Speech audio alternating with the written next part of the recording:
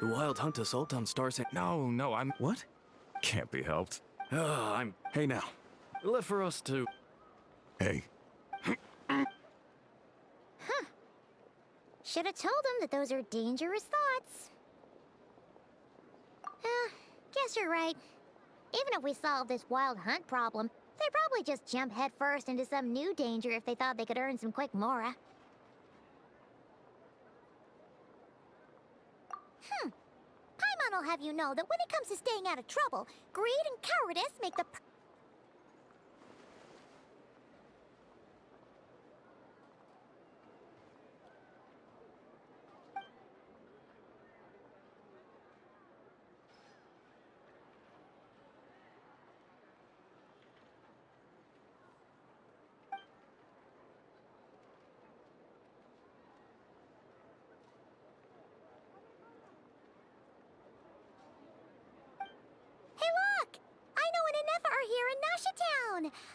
Oh, considering what those people said earlier, do you think they're here to fix that cannon up?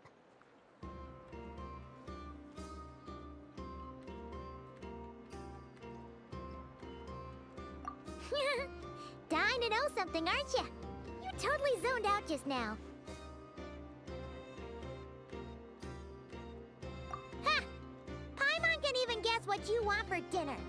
She'll place the orders tonight, don't you worry. Anyway, let's just go, shall we?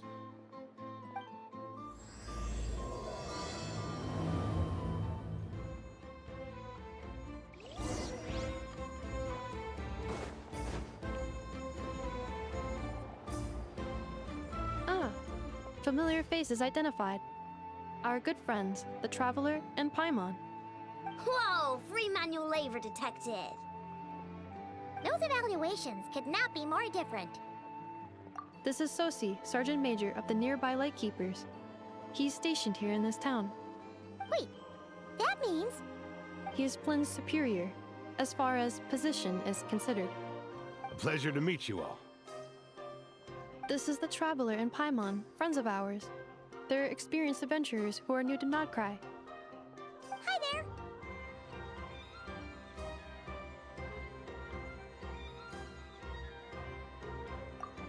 Indeed.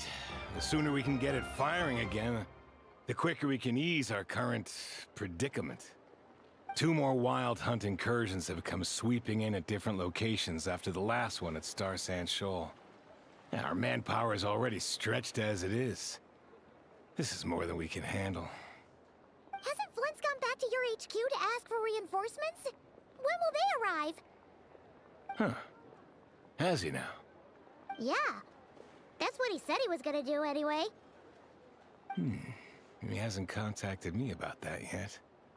As per standing orders, he should be leading a team to root out the wild hunt. But I haven't received any reports for a while now. Well, he does act outside the remit of his orders sometimes. I'm a superior, yes, but I wouldn't say I have much control over his actions. So, he made the call for backup on his own initiative? Hard to say. Contacting HQ's a tricky business. I should know, I've tried. They either refuse my requests outright or end up dragging their feet. And all the while, we're the ones who have to deal with the wild hunt. Which, by the way, can strike anywhere in Nodcry without warning, sweeping across vast swaths of land. This has been a real test of our endurance, to say the least. We need to send our personnel where they're needed most. A single missive will not do much to change HQ's attitude, I fear. Flynn's understands this well enough, I'm sure.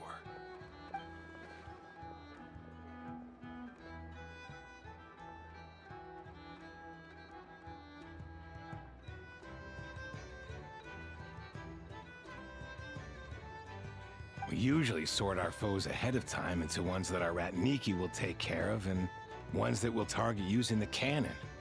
I finished the preliminary dispatch work already, but this cannon... Okay. Hurry up, I know. Fix this, I know. You fix it if you're in such a hurry. That, or bring me some snacks. This is tiring work over here. Could you at least tell me how long we'll be delayed? We're way past our scheduled firing time. Well, that's your fault for firing too often recently. Machines get overworked too, you know. You could try thinking about their feelings for once, maybe. Sorry, what? A machine's feelings? In layman's terms, this refers to wear and tear. As such, a machine is more liable to fail the unhappier it becomes. The exact probability here would be... All right. I'm not good at this stuff, I know that. But let me stress that we Lightkeepers are the primary financial backer of this cannon. And our backing does cover the fees for subsequent repair and maintenance. And I'd say that was a good deal for you. You should thank the Krumkake Craft Shop. That means me, by the way, for making you such a huge and powerful weapon for such a measly price. Do you even know how much it would have cost you if you bought all the parts legit and fresh off the assembly line? Reminder, your future snack budget will have to be halved without the long-term commission payment, I know. Calculating a viable and cheaper option. Lavender melon candy. What? No! Absolutely not! Let me think, all right? It should take maybe 3 more hours? Wouldn't this place be crawling with more monsters than there are fungi and Sumeru by then? That might not be the concern you think it is. The monsters of the Wild Hunt are only active in the immediate vicinity of its attacks. They will not spread any further, on their own initiative at least. We Lightkeepers will also keep an eye on those areas, both to monitor the monsters and to prevent people from entering the cannon's blast radius. That said, I'm afraid I can't wait 3 hours before dispatching manpower to the locations that the cannon won't be firing on. And here's where my need for manual labor comes in. There are some checks I haven't finished yet, but with your help, I can get the repairs done sooner. Wait, but we don't know a thing about this stuff. How much help will we be? You'll be fine, trust me. Just take this. Oh, and this. Whoa! This book is so heavy! And what is this? You can use Beep Boop Pizza to run diagnostics on the cannon. It'll tell you what to do. And this book will help you understand Beep Boop Pizza. This cannon was built using more than 50 components from different factories and manufacturers.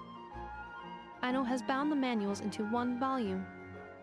Also, please note, the device's name is Burkida. So, it's manuals all the way down, huh? Yep. And if you're quick about this, we might just cut our time to fire down by a whole 2/3. I'll go with you. Nice! So you'll check the outside and Anefa inside. Come find me in the control room once you're done. Cool? Cool. Instructions received. Please go about your work seriously as well, Aino. No snacking while I'm away. Hey! A little snacking will also improve my efficiency by 2/3.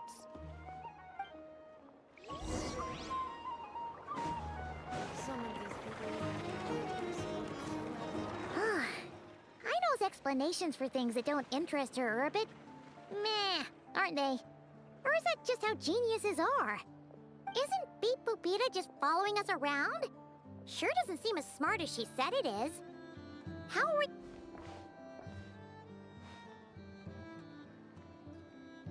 I've watched Anefa perform routine repairs before. It seems some sort of maintenance port must first be found, and then this small robot will automatically interface with it. Ah, so you're in the know. Nice. What does that port look like?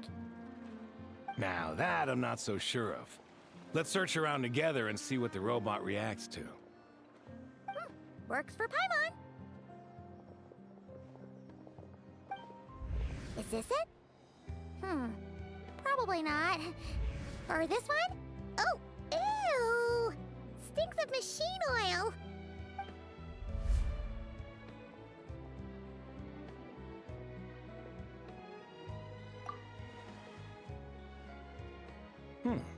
That thing over there looks promising. Where? Oh, yeah!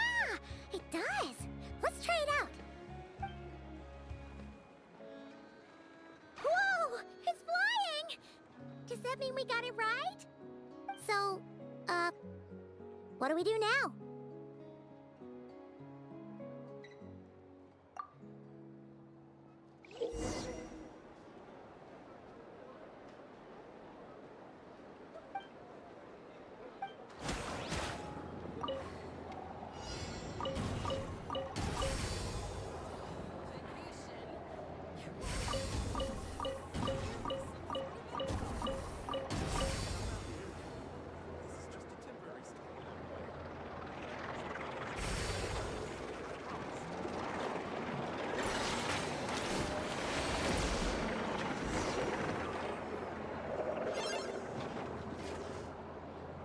Wow, what do you know? I know was right. We got this working without understanding a thing Beep Boopita said. Still, it's impressive how you figured things out right away. Paimon's up next, along with this stupidly heavy book. Ugh, let's see. Should be just like checking a dictionary, right? The matching result for this symbol is... check passed. All systems normal. Wait, is that it? Well, as they say, no news is good news. Yeah, guess you're right. Just feels like we did all this stuff for nothing, that's all. On to the next spot, then.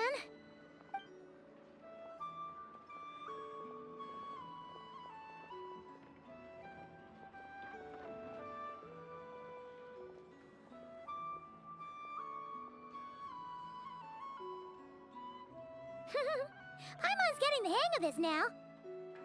It's this thing, right?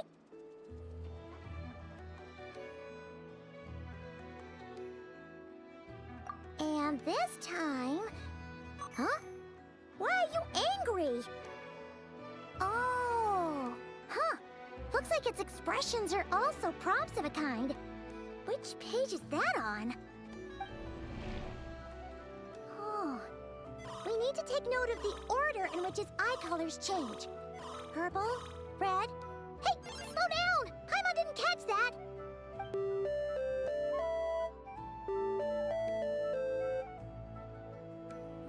What? So now we've got musical prompts too? Weren't you only supposed to be a beep-boop machine?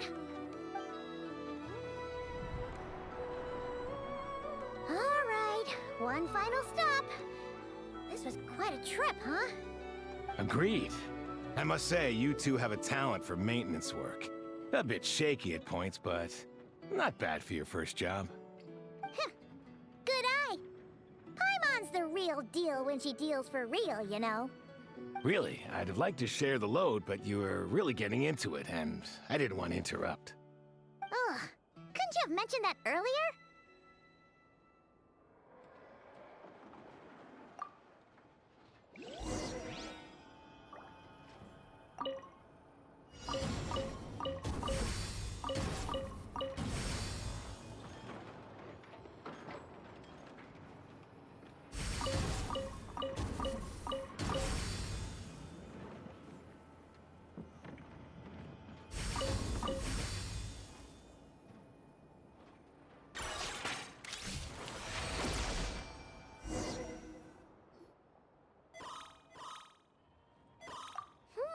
A pictorial prompt this time. Don't worry, Paimon's just about gotten the hang of which prompts are listed where. We gotta take note of the flashing patterns. One yellow flash, nothing for 2 seconds, then 2 yellow flashes means the components here are overdue for regular maintenance. Maintenance is a high priority task. The device will be rendered inoperable until it is complete. Switch Beep Boopita to input mode to send out a signal to unlock components. The description of input mode isn't on this page. Ugh, more page flipping. Phew, that was a real struggle. Well, Yeah, good work indeed. But it seems this input mode requires some additional work to operate.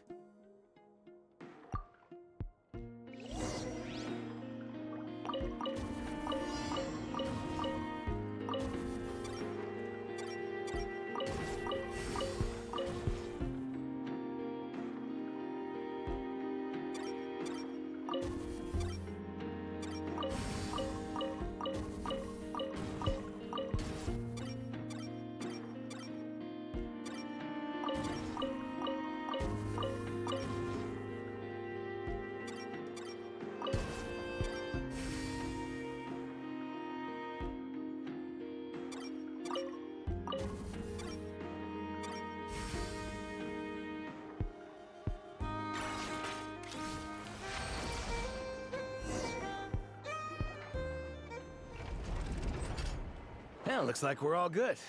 We can remove this thing now. No clue, frankly. But whatever. I got a feeling we've all given up trying to figure this cannon out.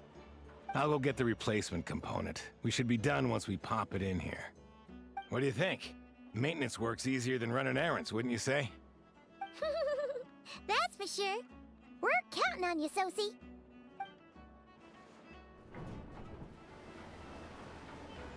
You know what?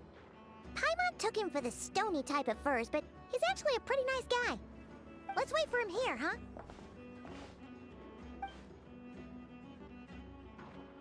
Are your tasks complete? Yep. Sosie's gone to get the replacement component. We'll be done here once we put it on. Allow me to check against the recorded data. Yes. This component is approaching its replacement deadline. The cannon will generate immense recoil when fired. If this is not controlled, the firing platform will become misaligned. This part is designed to anchor the cannon and ensure accuracy when aiming. Huh. So, if the cannon isn't fixed in place, will it start spinning around like some kind of massive firework? A novel analogy, but an apt one.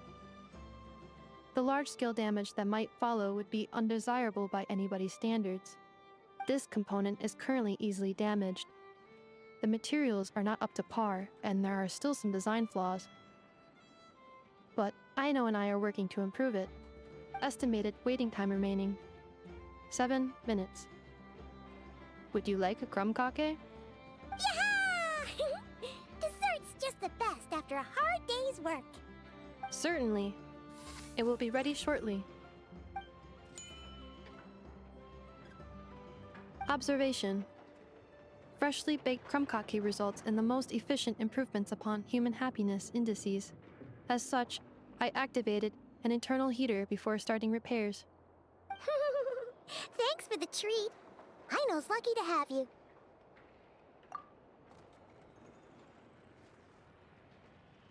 Thanks! Things went great over here, too. So, as we agreed, I'll have the cannon up and firing in no time. Understood.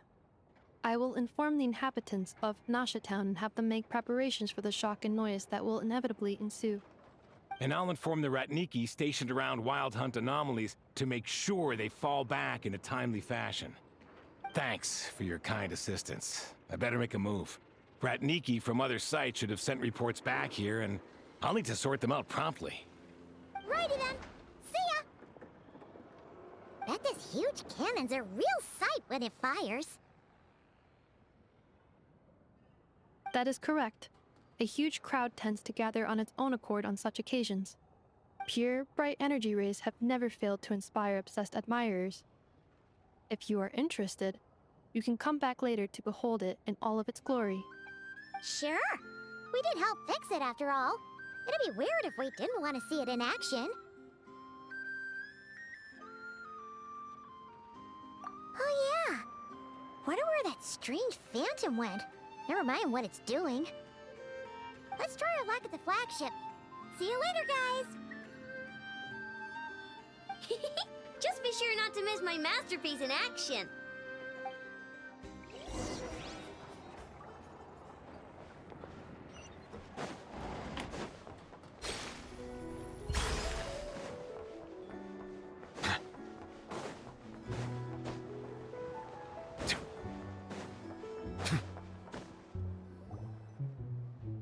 Is it just Paimon, or are there more people here now? Oh, just as well, since we're sniffing for intel and all. And maybe, just maybe, let's get some of their berries and fried meat too, huh? We still haven't had it yet.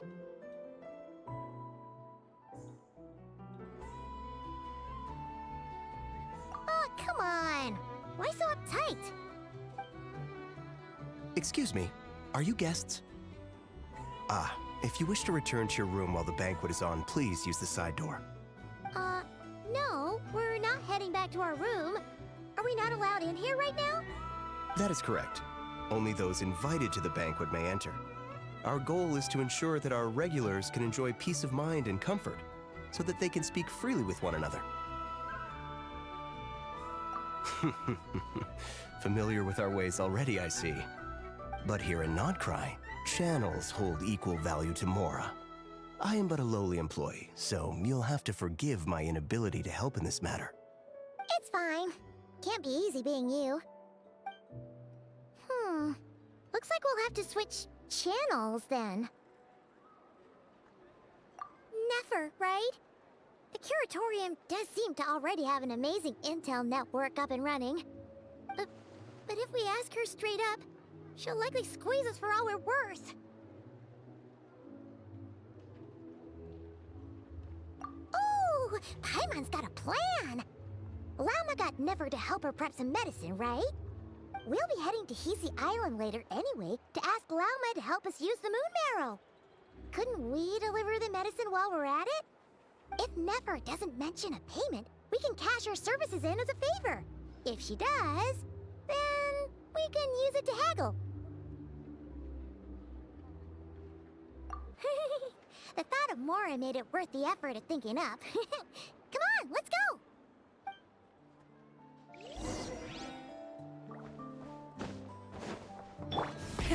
Rev the engines!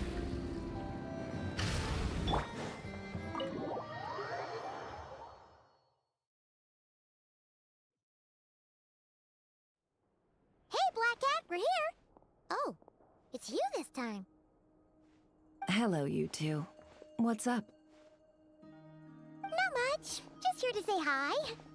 Also, we'll be going to Hisi Island later, so we can deliver the medicine to Llama for you if you need. How thoughtful of them. Bet they want something from me in return. Well, the faster the delivery, the better, naturally. And we're lacking free hands right now, so that would be a great help. Yehoda's gone to get the medicine, and she should be back any moment now. If you have nothing else to do, feel free to wait here. I'll have someone bring you some snacks. Don't mind if we do then. Thanks!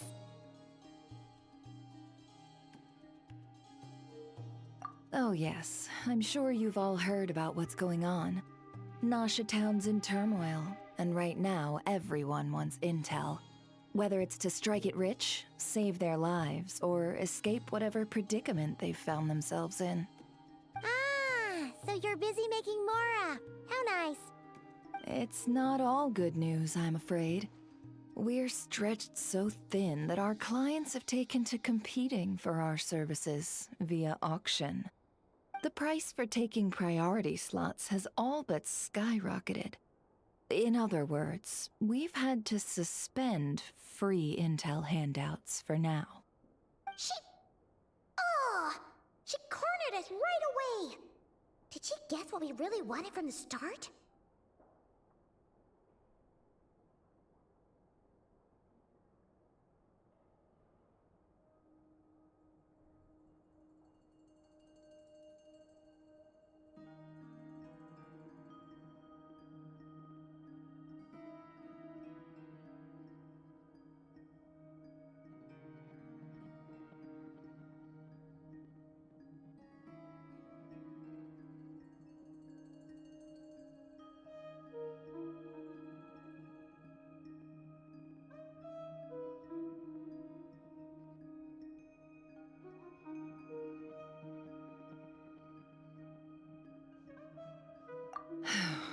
If there's anything that worries me right now, it's the Wild Hunt.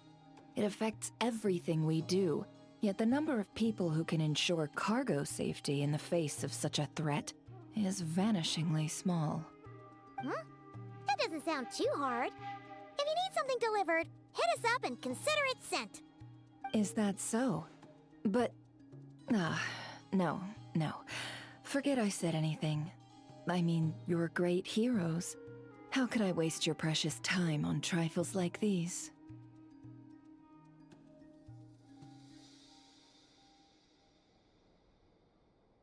Is there now?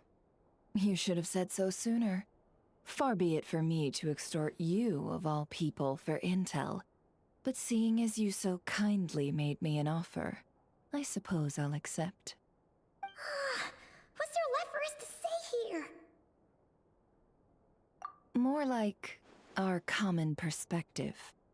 Most who live here only wish to defend their own interests. But we are different, are we not? We both seek to resolve the chaos that the Wild Hunt has caused. Huh. Or like make a profit off the Wild Hunt. Paimon doesn't believe a word she says. Dissatisfied, are we? The number of commissions over at the Adventurers Guild spikes during tumultuous times, too. Would you call taking those jobs for Mora a sin? Well, that's... We might squeeze some advantage out of chaos, but equally, chaos could uproot everything we've built at any time. Such is the threat of the Wild Hunt today. And what business would there be left should it end in some great slaughter, or put to flight many who call Nasha Town their home? And as I understand, the two of you are here in Nodcry to follow a trail of clues yourselves, no? Well, yeah. In that case, we should keep Nodcry the paradise people say it is. At least, until our respective goals have been accomplished. You must understand, no force exists here that would inspire unconditional unity amongst all parties. After that incident with Lauma, I'm inclined to believe you. Your selflessness is admirable, to be sure, and rare around these parts. Though it's rare for a reason, kid. Just a shame that our mysterious phantom has hidden itself well.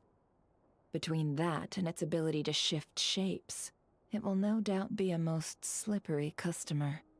Really, I'd be all too glad to pass on any additional intel I gain. We make a good team, after all, don't you think?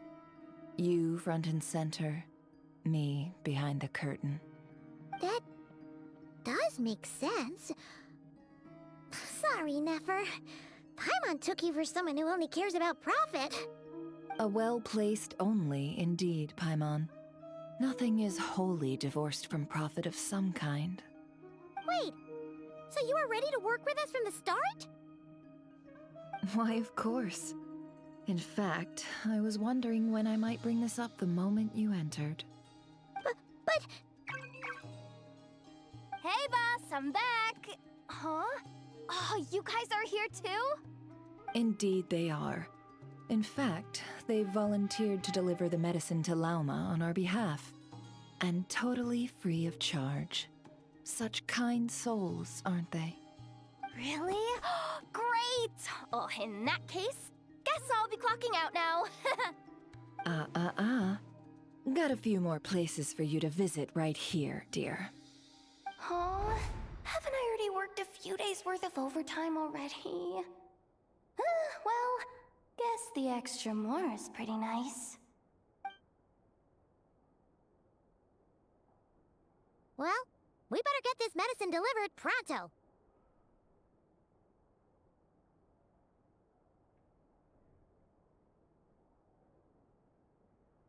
Huh? Surely not. The special medication from before wasn't salt, was it? Wait, that can't be. Let me see. This isn't right. How could it be salt? It was raining back there, so could it have happened while I was resting at the store? Sorry, boss. I'll get it back right now. Trust me, I'm super fast. Hey! Slow down, you might get hurt! Well then, any plans? If not, what say we go into town and ask around about the Wild Hunt? Oh, we were thinking of doing that, but we didn't get much out of it. The townspeople are a bit wary of us, and we can't get into the flagship right now. Ah, yes, the banquet is on today. Perfect timing. That's where we'll go. Huh? Can you get us an invitation? Oh, come now. What are we, sticklers for the rules?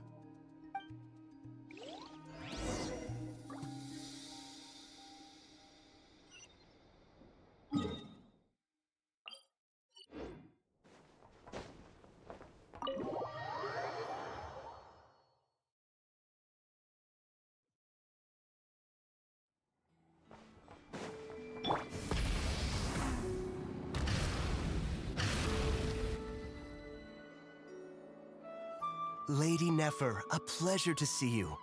Oh, and our guests from earlier, I see. That's right. My apologies. Consider it my fault for not having explained the banquet's rules to them beforehand. Oh no, it was no trouble at all. Please, do come in. Yeah, sure, thanks. Not even an invitation check? Oh, Paimon didn't realize Nefer was such a big shot. His channels really do take you places.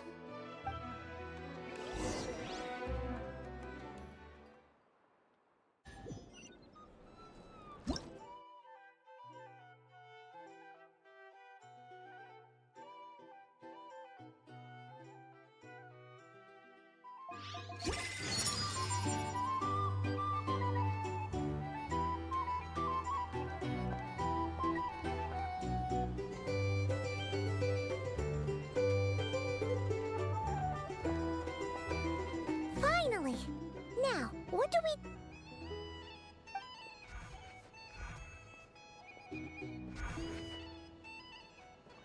Pardon me? I'm sure we're all having a good time, but I would like you all to meet a mysterious guest I invited for just this occasion. I give you tonight's special guest, a renowned mixologist from Mondstadt. Are you serious?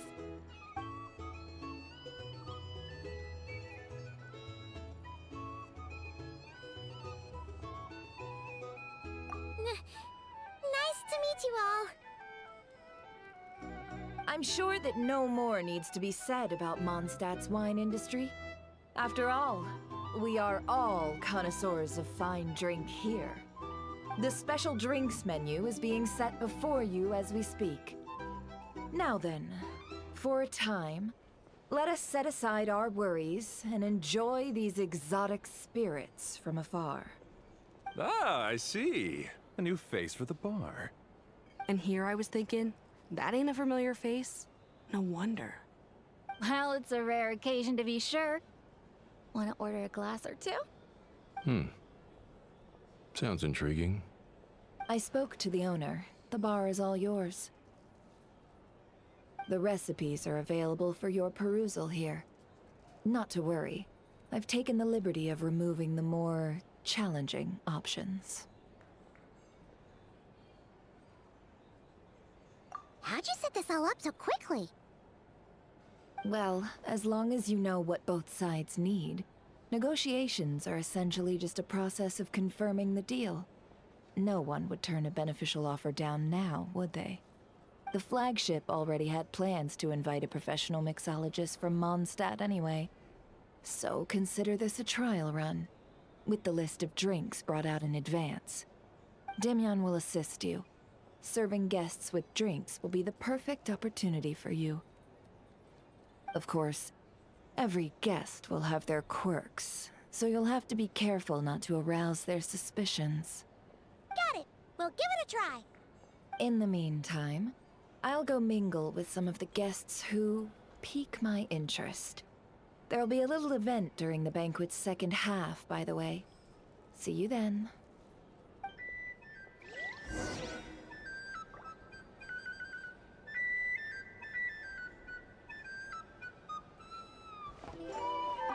Hello.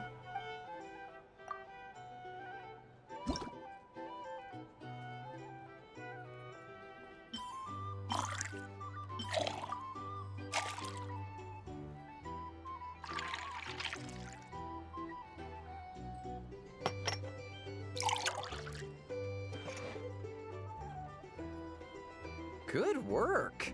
Now then, get the drink to the guest. Wouldn't want to keep them waiting.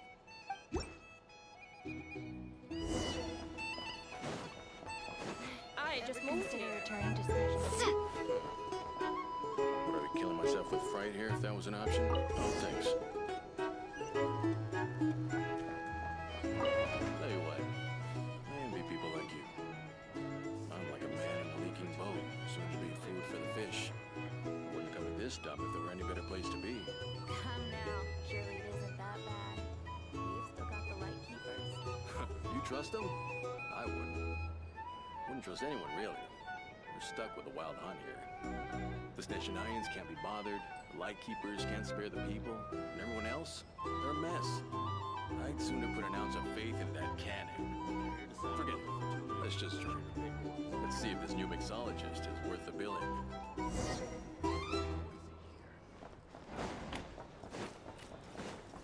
Hello. How may I assist?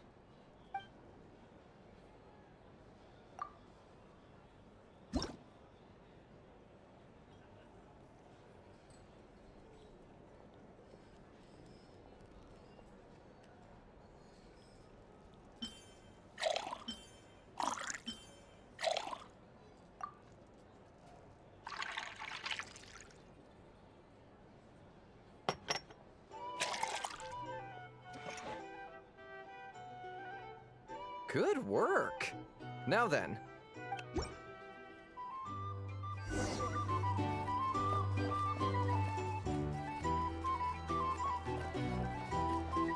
Doubt the Snetchenayans will stand idly by if this wild hunt problem just leave it over there. Bet you some people are just waiting for this place to fall further into chaos. You've got a plan for that then? Hard to say. But what I can say is that the situation in Nashitown will get out of hand if that cannon isn't fired soon. That gun's a symbol. The most solid proof that ordinary folks like us can stand up against the wild hunt. Wait. What are you angling for exactly?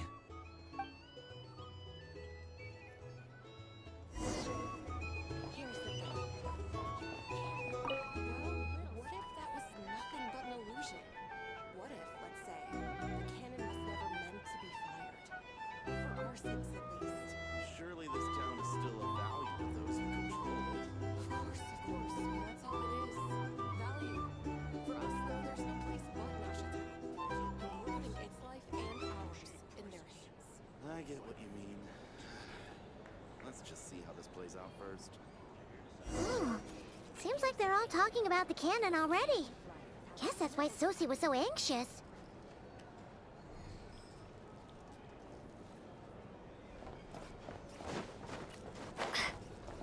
Hello. How may I assist?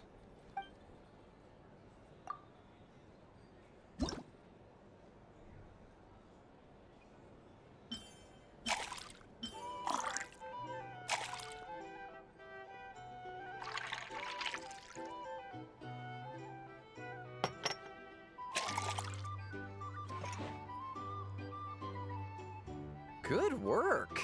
Now...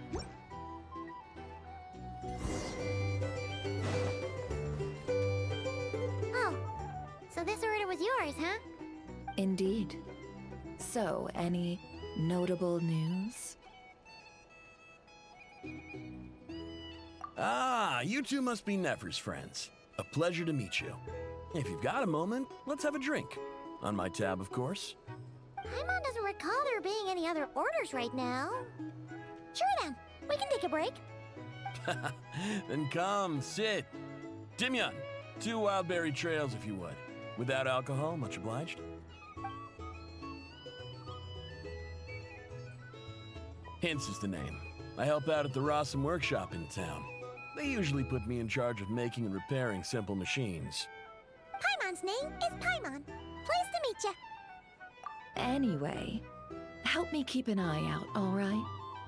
Valuable intel will be suitably compensated. Oh, come on. Is that how it is between us? I mean, I wouldn't even have this job if it hadn't been for your help back then. So, you've known each other a long time? That's right. I came to Nodcry with nothing at all. Would have starved on the streets if I hadn't met Nefer. She lent me money to study a craft, and even introduced me to Aino and the Voynich Guild, which is how I slowly carved out a living for myself. That's a huge favor. Huh. So Nefer can be a nice person sometimes, huh? Well, I'd also say she needed a willing and able machinist at her disposal. Come now, Aino's talents are better spent on issues bigger than basic machine repair and component manufacture.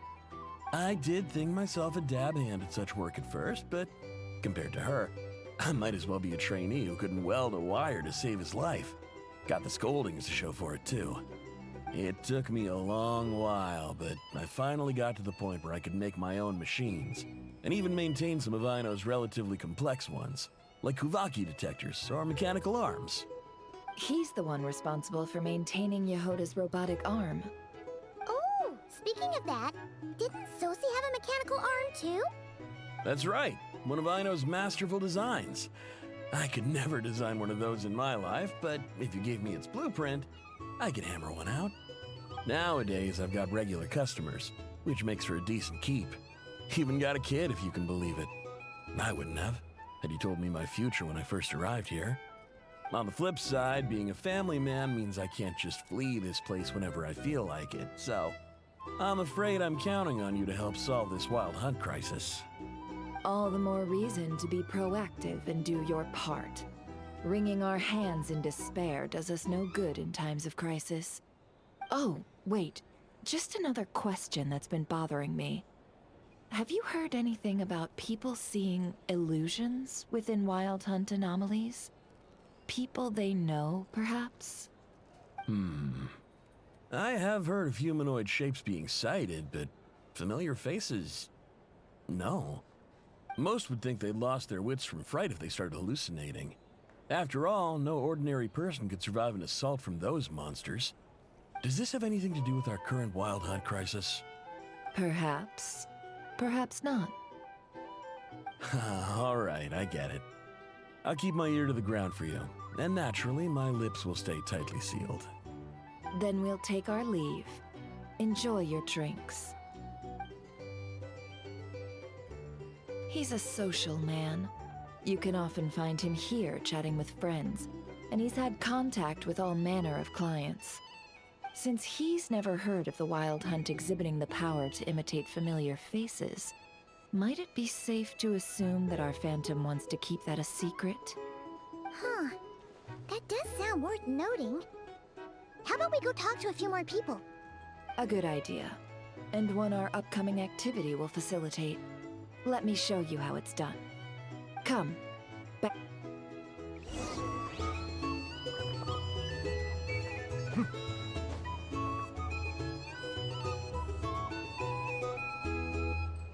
Thank you for waiting, everyone. The roulette showdown is ready to begin. Finally! Come on, let's go try our hand.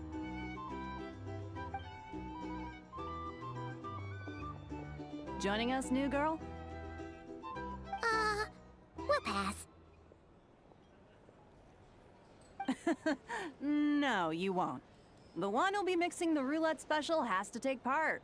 Those are the rules. But...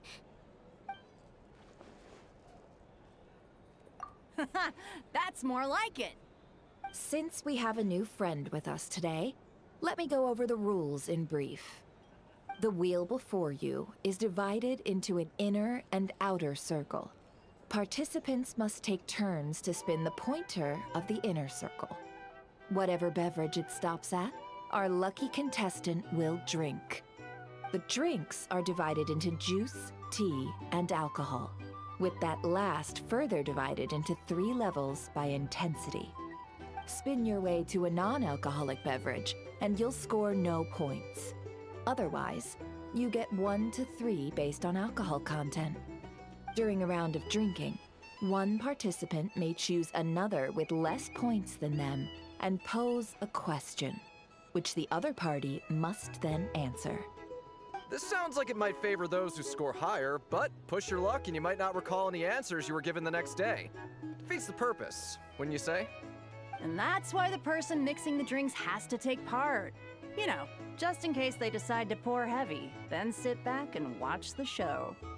Not that our newcomer looks like the drinking type. Either way, looks like we're in for a show. Anything you drink will be replenished. And additionally, I have decided to sponsor a grand prize for this grand occasion. A single serving of Dark Horse. What? Do my ears deceive me? A chance to drink Dark Horse and not cry? Dark Horse. Guess we'll have to take part now, huh? Indeed. The dark horse could be yours to enjoy, so long as your luck holds. And so long as you can remember its taste the day after. And if our lucky winner can drain the whole serving in one go, they will gain the right to ask everyone a question, regardless of their score. High risk, high reward. That's gotta be some strong alcohol. Now, if there are no other questions, let us begin. Allow me to get the ball rolling.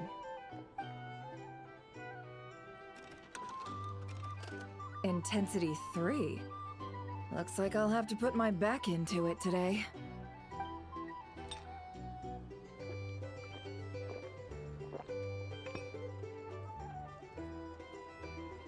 Let's go! Wow, this is kinda intense. Oh, my turn. All right, man, fess up. You've been making a killing lately. Where's it all been coming from? Hey, bro. I heard you met up with some big shot from the Voynich Guild. Mind introducing me sometime? Ugh. A normal drink, huh? Must be my lucky day. We've reached the final round of the roulette showdown. Let's see who gets the last laugh. I gotta say, you monsters really know your alcohol. These recipes are super good. Teach me, would ya?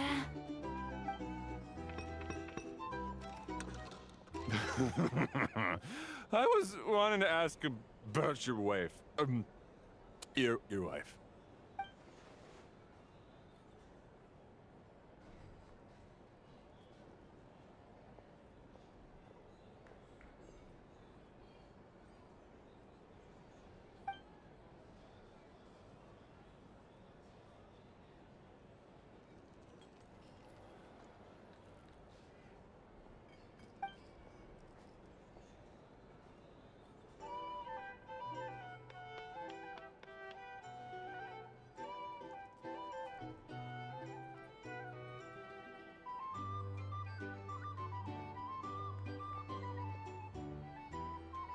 You're up.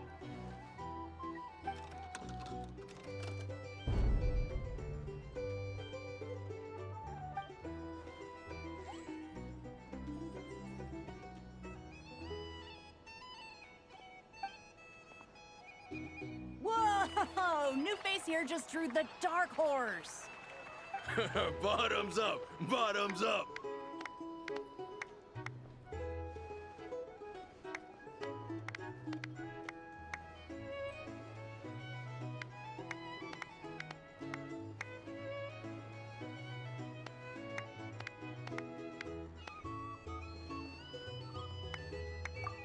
Hey, will you be alright? You wanna just give this one to Paimon?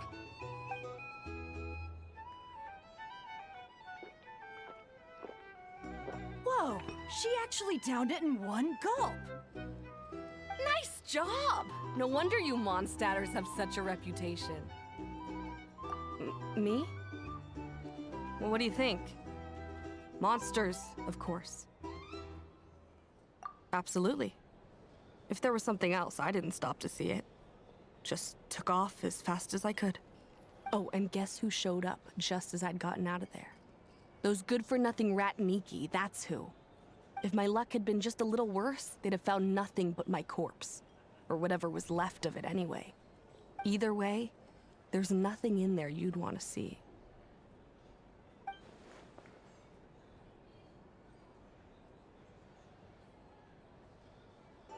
I see some downcast faces. Why, have we all hit our limit? Says who? I'm still raring to go. 'Cause you didn't drink that much. In that case, let me raise another glass. To a blast of a showdown and a wonderful evening.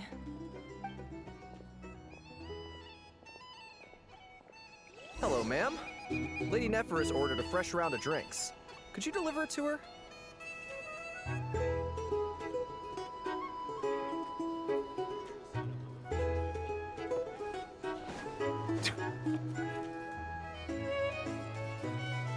Hmm?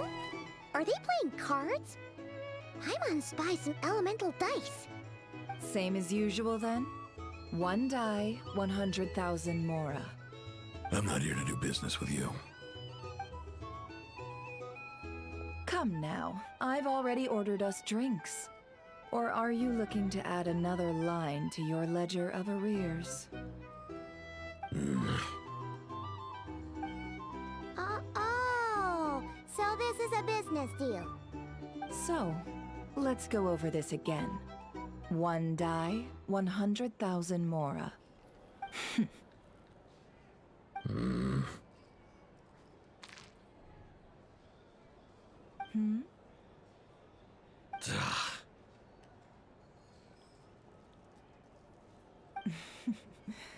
Then we have a deal. Come, you two. Take a seat as well.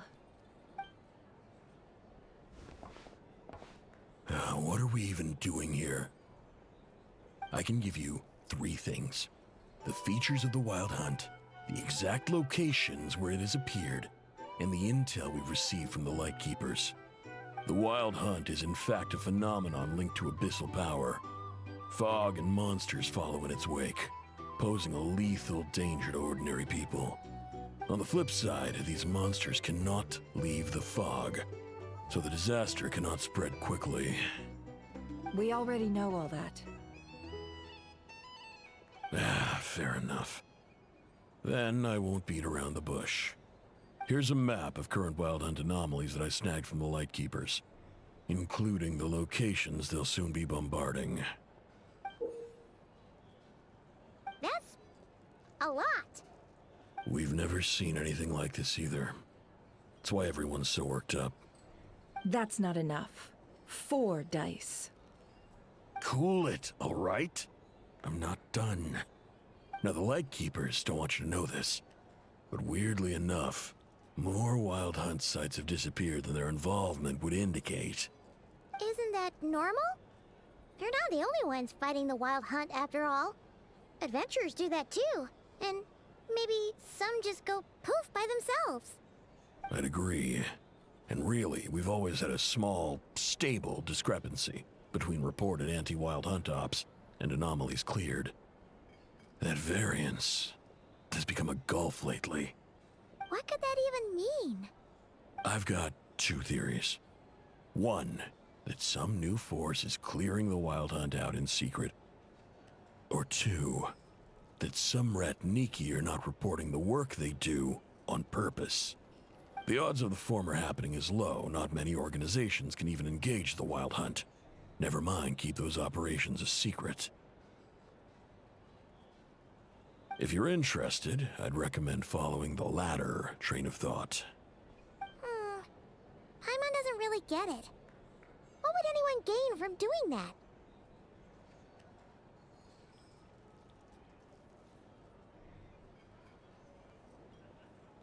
Now that's what I call interesting intel.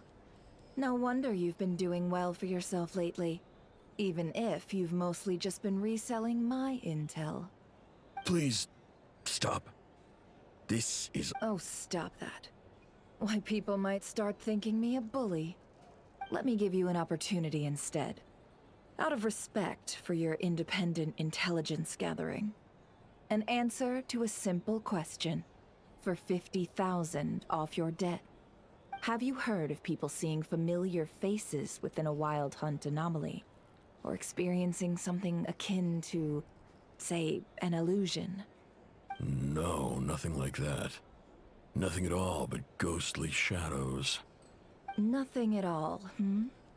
Not even for 50,000 Mora? Either you don't take your debt seriously, or you're confident you can pay it off. Hey! No means no, all right? This is about my dignity as an intel broker. Mora doesn't factor in here at all. Okay. Well, that puts me at ease. You really are the same as ever. And you've learned quite well. Go on then. I'll swing by again. Sometime soon, perhaps. Ugh. So, you're his creditor? Indeed I am. He's resold my intel quite a few times now, pocketing the difference afterwards. Rather dishonest dealing, if I may say so. As luck would have it, he would only purchase information from me when he was just about done negotiating with his buyer.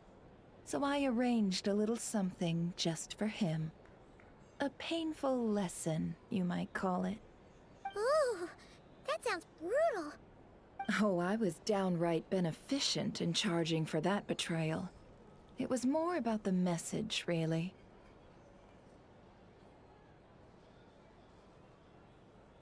In any case, I believe that's all we'll get here. Let's go through what we've learned outside.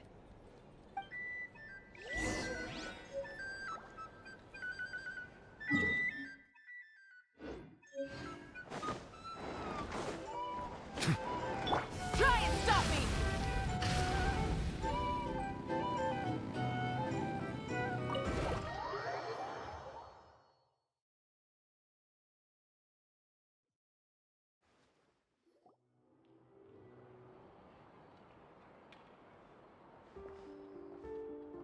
Most of our intel seems quite dispersed, so let's try piecing it all together.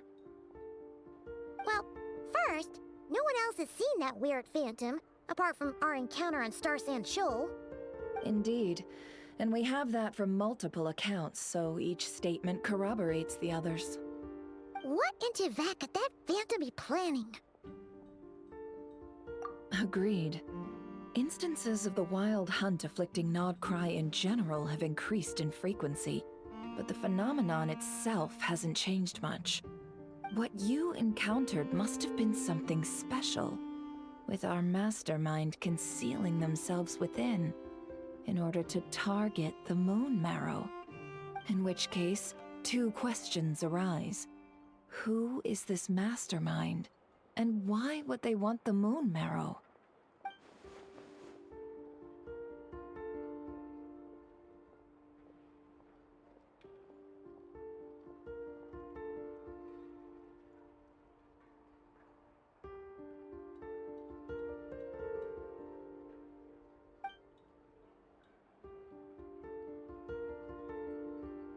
I'll continue investigating along these two lines. We can reconvene again if any progress is made. I'm back! Luckily, the store owner kept the medicine bottle I left on the table safe for me. Here you go. Huh. Thanks a bunch, Yehoda. Take a break. You've earned it. Oh no, I've got work to do later. And anyway, isn't the cannon about to go off? I was watching it the whole way back, praying it wouldn't fire. Not until I got back, you know? Again, lucky me. Huh. So you're interested in that big gun? Of course. I mean, just think about it. Something that size is bound to be comprised of thousands, even tens of thousands of parts, fused in such a way that it can operate smoothly and fire off a supergiant, super strong beam! Isn't that just so cool? I mean, miraculous. Like a miracle created through countless careful calculations. It has been a while since the last time it fired. Go on, feel free to go watch. Work can wait for a while. Thanks, boss. Anyway, y'all wanna come? It'll be worth the while and worth your wait. I swear. Might as well. Fruits of our labor and everything, you know?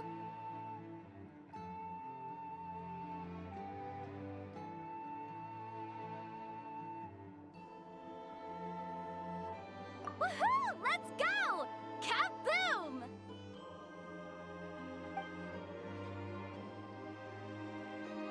Wow! What a crowd! People seem pretty excited, too. Just goes to show how big a deal this cannon is, huh? Oh, for sure. One shot, one kill, problem solved. Simple and practical. Just the way we like it. And even if that wasn't how it worked, just listen to how it roars. If that isn't power, I don't know what is. If only I had that kind of strength. Hey, don't think like that. Your skills and smarts have been a big help to us, too. Really?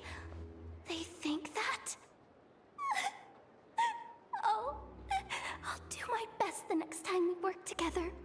For sure.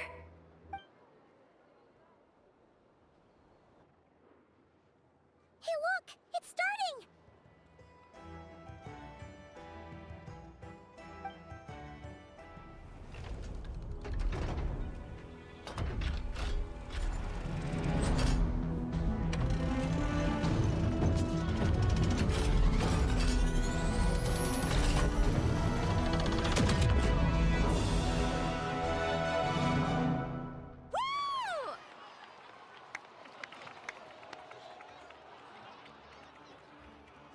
Nice one!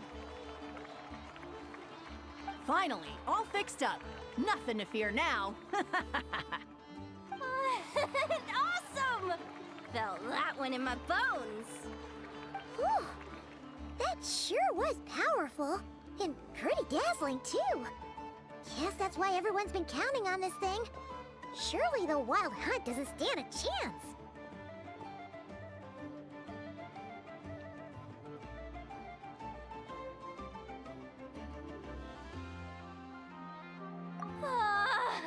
I feel so alive right now. Overtime. Ha! It's gonna be a piece of cake. You know, Paimon's been wondering, if you're so interested in machines, why don't you go work for Aino? That's what we call drawing a line between your work and your hobbies.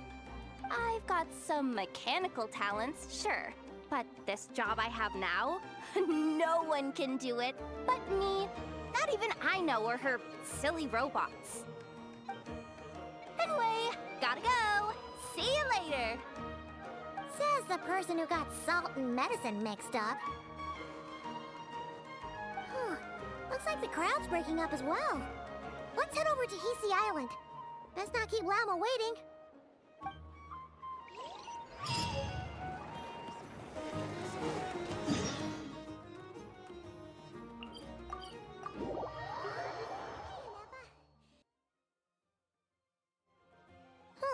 Let's see now.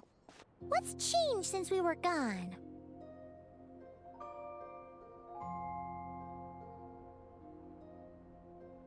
Yeah, if anything, looks like things are settling down.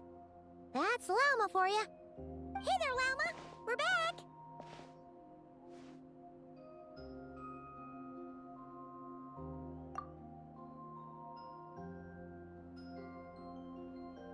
The cleanup work has been much more complicated than I expected. Solving problems that have built up over time is a tall order, to say the least. I believe it will take a few weeks more. Fortunately, those who remained appear to have shaken off the initial confusion and are becoming more proactive by the day. It's as if they've finally been forced to come face to face with what their faith actually is. And it's all thanks to you. No, I should have done this a lot sooner. I've been focused on taking care of myself these past few days, so I'm in a good place. And since you're looking after the Moon Marrow for us, I should be able to help you investigate the truth of the past. Speaking of which, have you heard anything new about that phantom? I've tried asking around, but to no avail. What about you? We haven't made much progress either. But here's what we've got.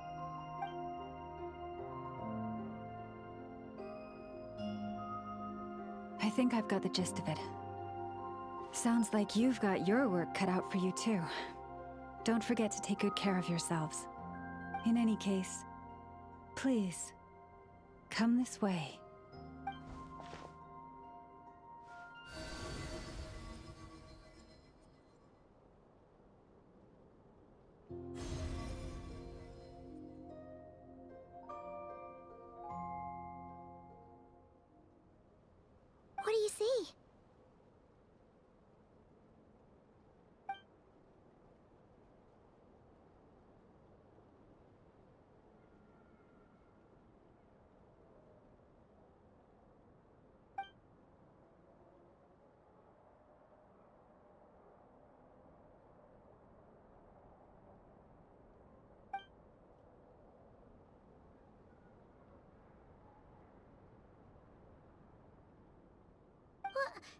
it over already? This appears to have occurred a long, long time ago. The memories I sensed are highly turbulent and disordered. So that is all my power allows me to discern.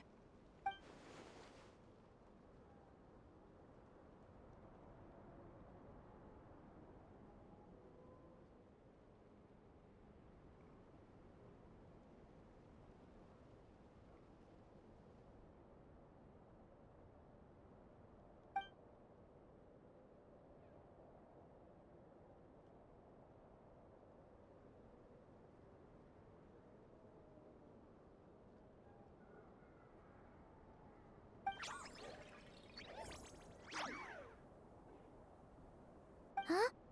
What's the matter?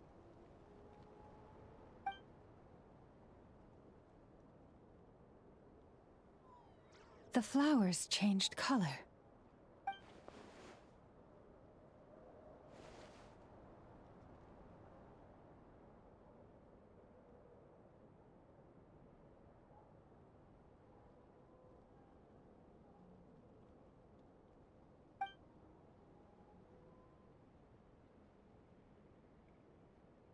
Yeah, we should go see her and see if we can help her in some way. I'll leave that in your hands then. Oh wait, here you go. This is the medicine you asked the Curatorium of Secrets to help prepare earlier. Ah, thanks for coming all this way with it. You've been a huge help. Also, if I may, I have a feeling that Kuthar might be able to help you get a more detailed glimpse at the memories about your spaceship. Oh, that's true. She's the Kutar after all. But we best check if she's doing okay first. See you later then.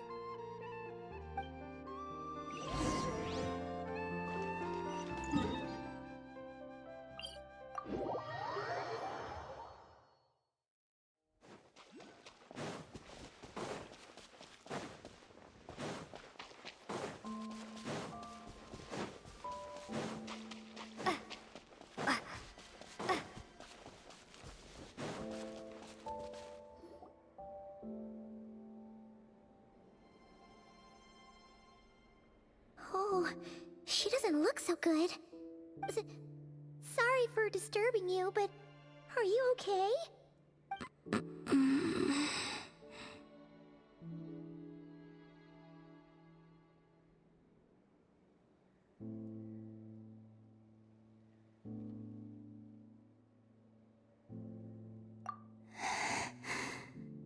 Dizzy. It's like I'm returning to the moon. Wait, it's not that bad, is it? Hmm? I sense the moon's power within you. We got the moon marrow back from the Fatui. Can it help you in any way? And what do you require this time? Come on, don't even think about that. Right now, you gotta focus on getting better.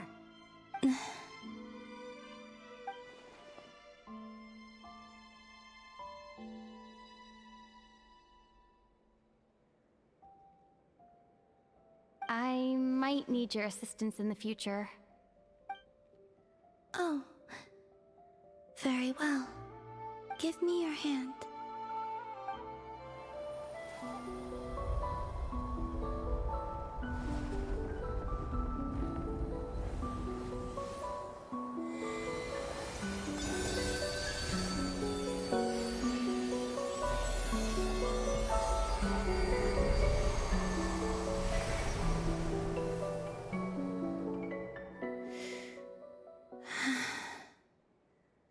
Back to Earth.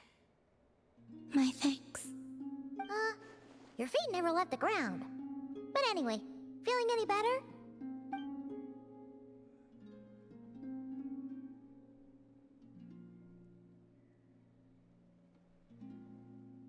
Significantly. The moon within your body, it is as silent as a reflection in the water. Fascinating. I merely drew forth a ray of its light from the water. Enough to keep me tethered to the ground for now. I think I sensed some other changes as well. That is the moon goddess's favor. All things I come into contact with will bear this mark. It is harmless, and will fade over time. Speaking of which, do you want to be the Moon Marrow's custodian, now that you've got your power back? It's supposed to be something that belongs to a god in any case, right?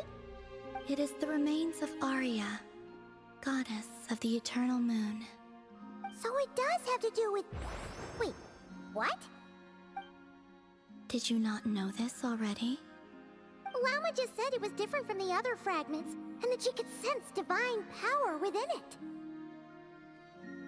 And she is correct. When I drew that ray of moonlight from the marrow, I also drew some memories from within. That is how I know that it belongs to the goddess of the eternal moon. But Llama also saw the past by using the Moon Marrow. Why didn't she see that?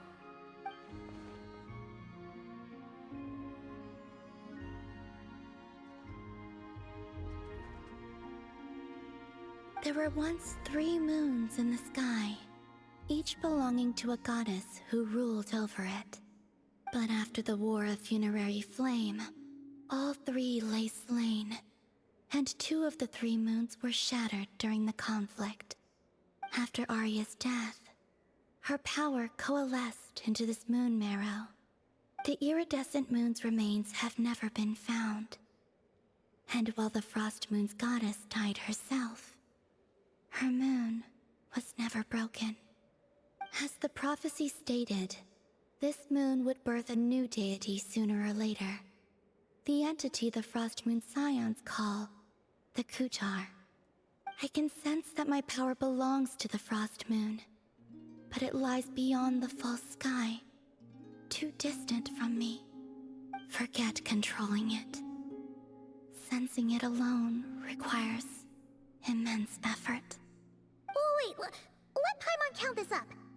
We have the Eternal Moon's Marrow with us. No one can find the iridescent moons. Does that mean you have the Frost Moon's Marrow inside you then? No. It can only form after the moon goddess is dead. Consider it a form of energy core. You may as well ask if there are rocks on the moon. Oh, so you're saying that you represent the Frost Moon's power, right? Yes. Now, a god with a gnosis is named an Archon. Since you bear the moon marrow, does that make you a moon goddess?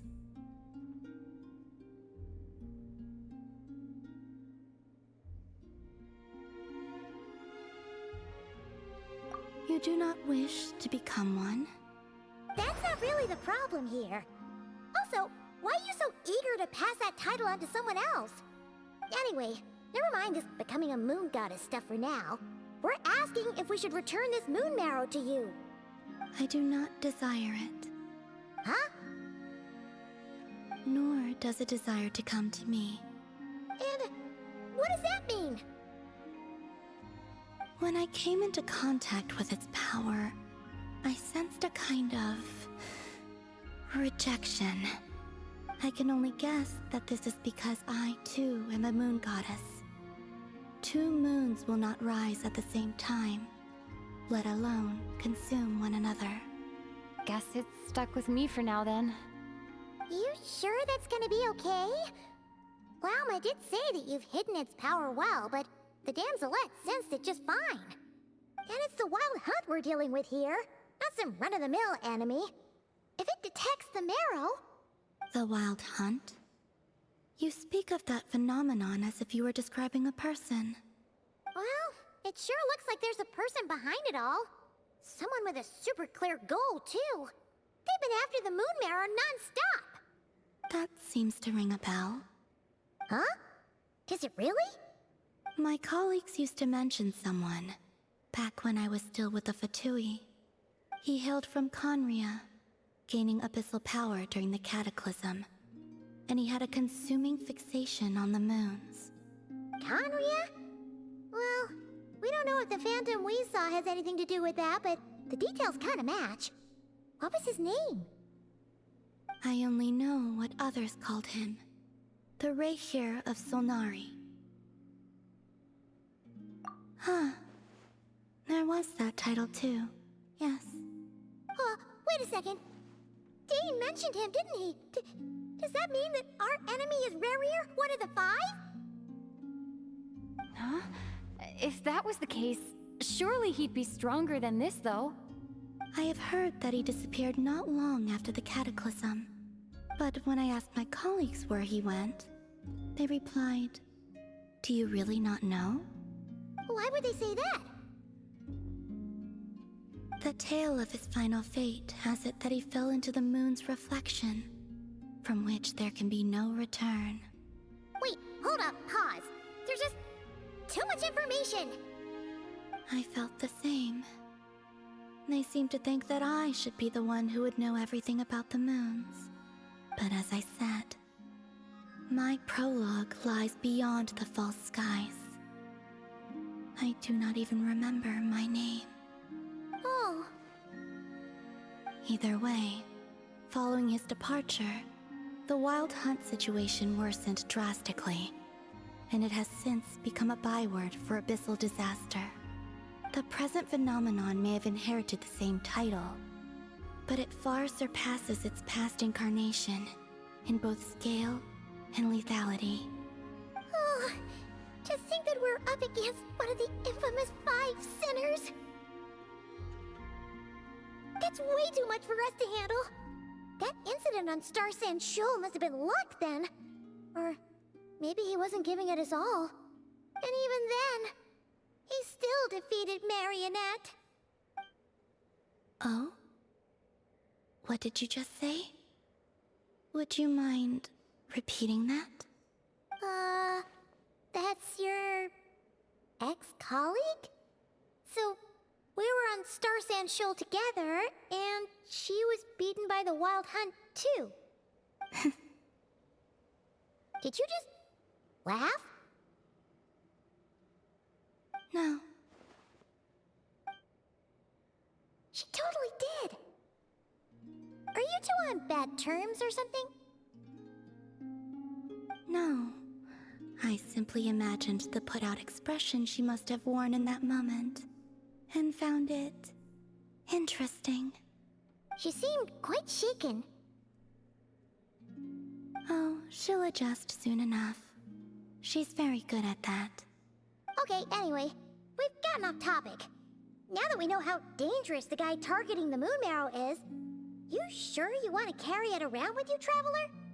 If Fatui intelligence is to be believed, Rerir would prevail even if all of Nod Cry were to stand against him. Perhaps something restricts him, if only for the moment. Before I decide, there's a favor I'd like to ask you, Columbina. What do you need? Do you think you'd be able to show me what happened when my brother and I arrived in Nodcry? I mean, when our spaceship first landed? Sure. That was quick. As I said, this to me is but a single ray of moonlight. Nothing to it. Give me your hand, and ready yourself.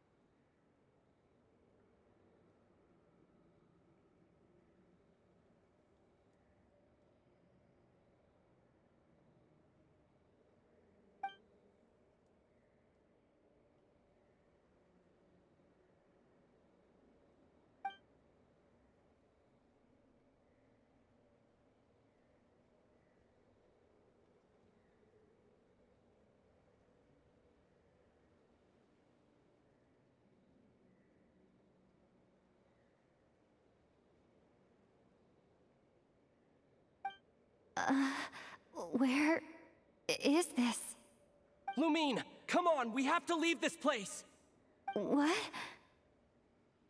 Hey, are you okay? Our spaceship. A long, long time passed after we landed.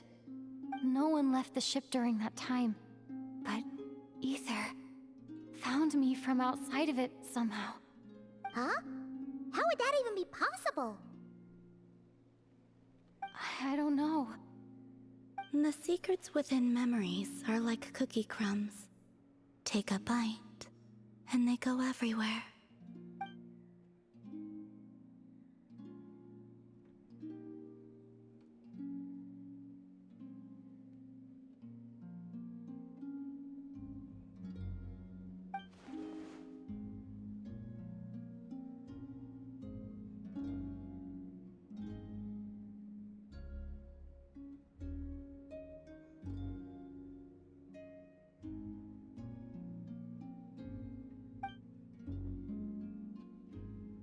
All right.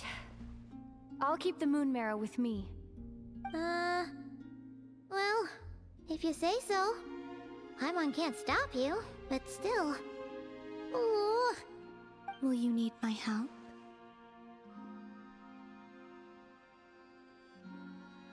I could help you conceal the marrow. You could? Oh, that'd be great. Detecting it within you is already no easy task. But I can teach you to further conceal its presence using Kuvaki. Like this.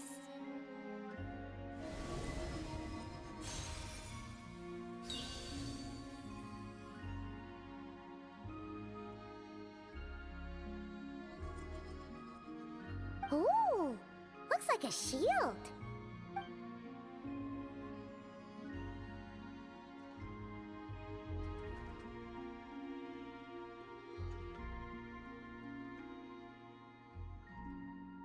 Can you sense it? Now, try to maintain it. You learn quickly. Huh. Looks pretty sturdy. Could probably be used in self-defense in a pinch, huh?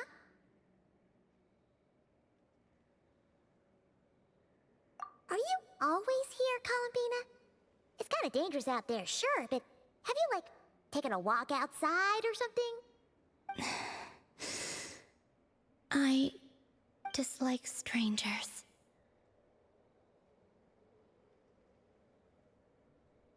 Slightly better.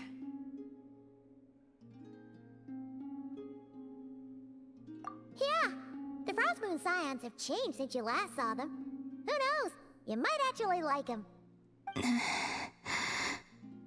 I will consider it. She seems kind of tired.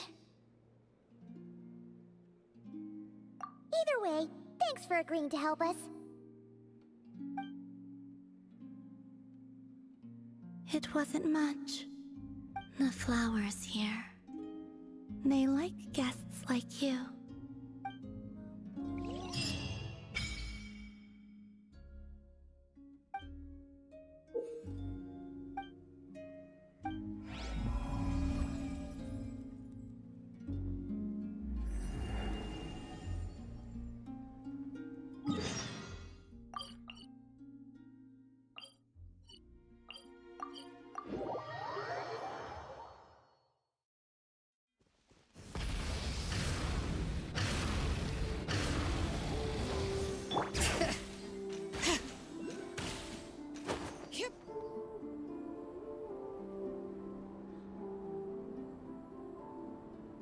The Raker of Solnari. I've never heard that name before. Let's keep this news confidential for the time being. It would only cause even more panic amongst the people of Nodcry. But if this Rarier is as you describe, he will be a truly formidable opponent if we try to take him on by our strength alone. Yeah, things might be okay if everyone was willing to work together, but right now... Exactly!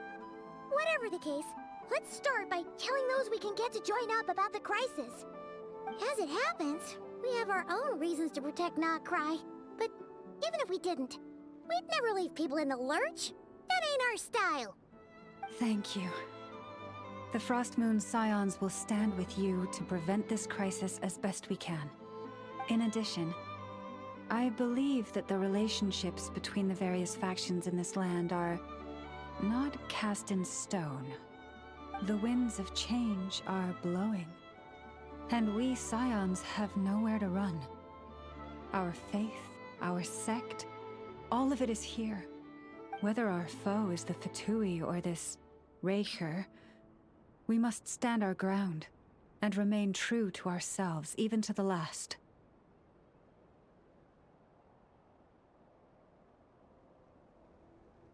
Let's see. Speaking of allies, the Krumkake craft shop is the closest by, right? And F is sure to help us.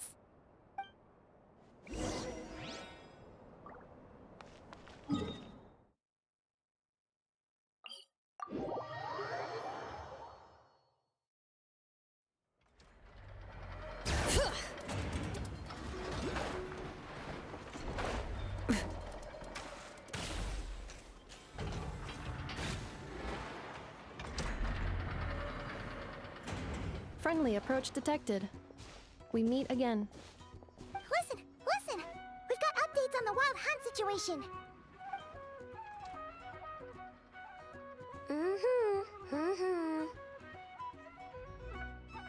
Threat level exceeds expectations. Phew, doesn't matter if he's the Rahira Solnari or Solari or whatever. One volley from my cannon, and he'll be blown to smithereens! You were there when we fired it, right? If that isn't the kind of firepower that helps you sleep at night, I don't know what is! True, but the cannon only works against shambling monsters, right? What if Riri's super fast? Well, we'll just get enough of it to go grab him and tie him down. You're not taking this seriously at all, are you? Anyways, firepower is not a concern. See those canisters over there? That's all concentrated Kuvaki, which we'll be shipping to Nasha Town. More than enough ammo in there to blast that Fatui research facility to bits in a single shot. You sure have been looking forward to this battle, huh? Of course! This is gonna be the shot that shocks the world. All of Notcry, heck, all of Snezhnaya will know my name once we're through.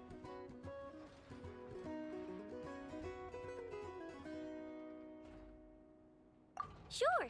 Travel safe. I know. There remains intel left unshared. Oh, right. Yeah. Since you're investigating the Wild Hunt, something pretty weird's happened in Nasha Town. Should probably watch out for that once you're back. Remember that Sosi guy? The Ratnik in charge of firing the cannon? He's been found dead in their organization's offices. Wait, what? Didn't we just see him, like, half a day ago? Yeah, it's still new news. So not many people are in the know. We were only informed because we'd worked together closely. And even then, only just now.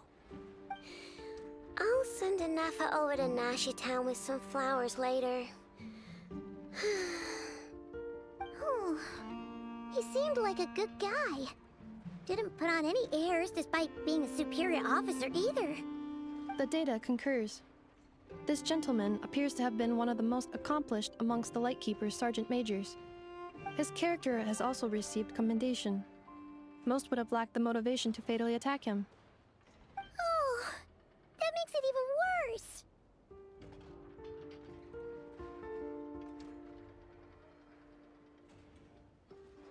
Hey! What do you mean, actually? Either way, I'm not clued in on the details. Only Ratniki have been allowed on site to investigate the scene. You'll have to find some way in if you want to check it out for yourselves. Got it. Let's go then. You coming along, Anafa? My tasks are incomplete. The last few batches of ammunition must be randomly inspected. You go ahead. All right. We'll see you later.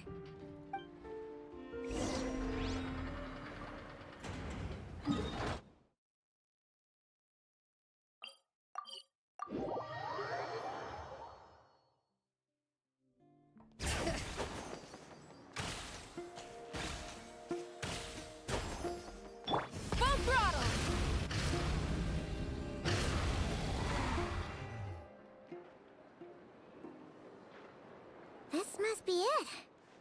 Oh. Doesn't look like there's any chance of us getting in with that ratnik guarding the door, though. Should we go speak to the guard first? Might as well try squeezing blood from a stone. Ah! Never! When did you... I came over to take a look as soon as I received the news just now. Aino told you about this then? Before we start, shall we see if we've made the same guess? Indeed. Quicker than we thought as well. Keep your eyes peeled for any clues once we get in. No need to jump to conclusions. But how are we supposed to get in at all? Just follow me.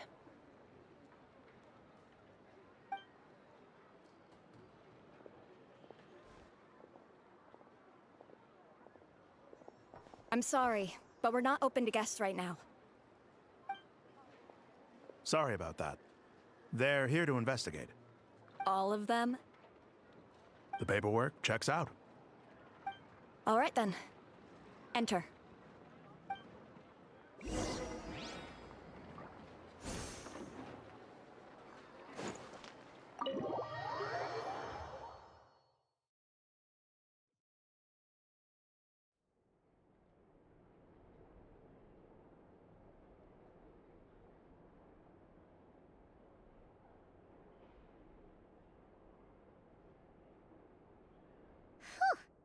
Paimon might have said this before, Nefer, but you sure do come prepared. Shishich, my old friend. Fill us in, if you would. Greetings. If you would allow me. The murder happened not long ago. The Sergeant Major was killed by a single piercing strike from a polearm. We have performed a preliminary sweep of the crime scene to facilitate investigation. No obvious signs of a violent struggle. No damaged doors or windows. The culprit must have used some other means to enter the room unopposed before performing the deed. Entering unopposed? So, do you think there's a chance that the culprit would usually have right of entry?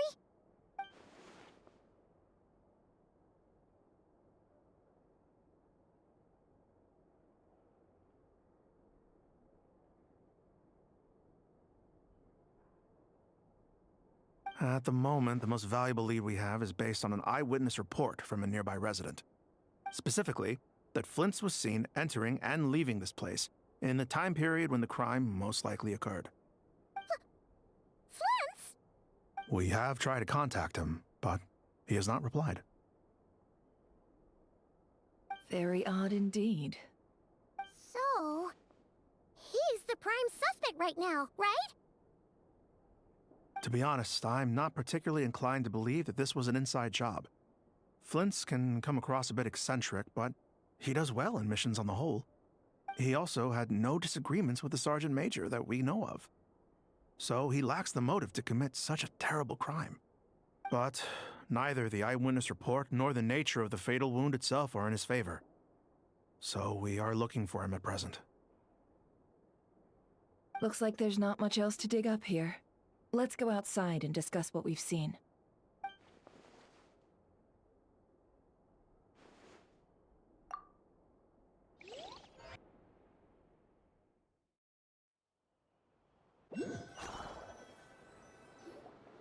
So, the evidence points to Flint's, and he just so happens to have disappeared without a trace.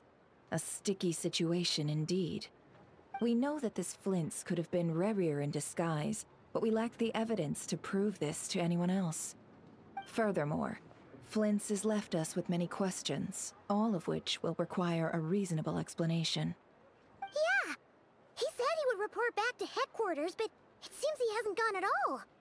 What could he be doing?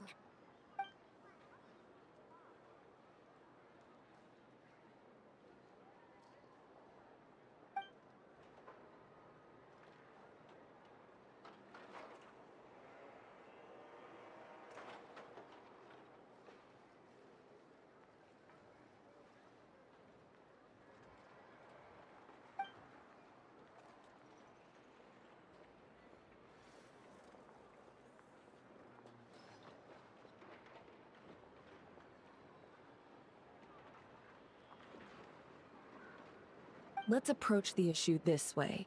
First, we must determine our culprit. Was it Flint's or Rerir in disguise?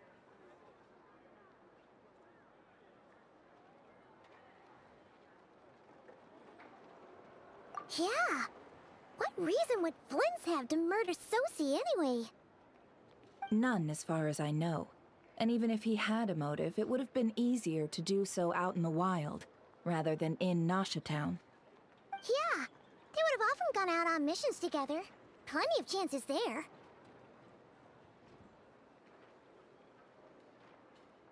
Yes, but there's one thing worth noting here. Remember the intel we got back at the tavern? No one has ever seen a phantom that can take the form of other humans within the Wild Hunt. This means that he has been hesitant to abuse this ability, or allow it to become common knowledge, likely so that he could act in secret under other guises. But no matter what, borrowing identities comes with risks, right? What if you bump into the person you're imitating along the way? Precisely. In other words, his goal must have been worth the risk, similar to how he came in disguise to obtain the moon marrow. He likely knew then that the real Flints would not appear and get in his way during this time. We'd have to ask Flints ourselves, I'm afraid. But we shouldn't jump to any conclusions here. We can't discount the possibility that he might actually be the murderer himself. Not yet, at least. And there are other, less likely scenarios. For instance, Rerir may have already killed Flints long ago, and been living as him for some time now. Yes, that is our ticket to a breakthrough. Then we've got to find him before the Lightkeepers do, or we might never see him again. Steady now. Our friends should be back soon. We've tracked him down to a beach north of Nasha Town. The Wild Hunt is present too, so we're putting a force together. I'll have you know that this is top secret information I'm leaking here. Don't worry, you'll receive a top-class reward in return. The beach is all yours. I'll stay and slow the Lightkeepers down. Things might go south if you bump into one another. Oh right, before we go, should we reveal Rerir's secret? Since he's trying to keep it all hush-hush, why don't we just pull the curtains on his little trick? That'll teach him to sneak around pretending to be other people. Hey, why are you laughing? Oh, I was just imagining how satisfying that would feel. But I'm afraid this revelation would only stir up more chaos. Setting aside the matter of evidence, some may trust Flint's on our account, whereas others would suspect him on account of his behavior. Tossing him into a swirling tumult of public opinion like that might just give Rerir more opportunities to capitalize on. And think about it. Once people learn that he can masquerade as those they trust, would they continue to welcome friends into their homes with such open hearts? Unease grips the hearts of those in Nasha Town already. We should avoid throwing more fuel onto the fire. Yeah, you're right. You've really thought of everything, huh? Nothing for it, then. We've just gotta find Flint's. Indeed. But just in case, let me stress once more. We should neither be excessively afraid of Rerir, nor trust in Flint's too lightly. This light source is of special Lightkeeper design. It provides illumination within Wild Hunt anomalies, and can briefly dispel the abyssal fog within. All right. We'll have to deal with that mess, too. Yeah, this'll be important. Thanks a bunch, Nefer. You're welcome. I've charged it to your account, by the way. Hey, you!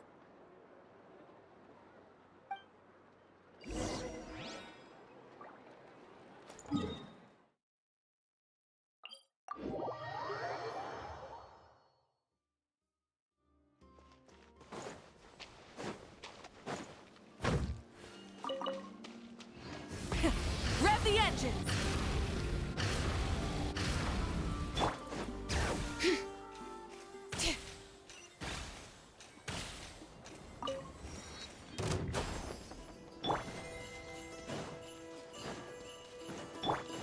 Try and stop me!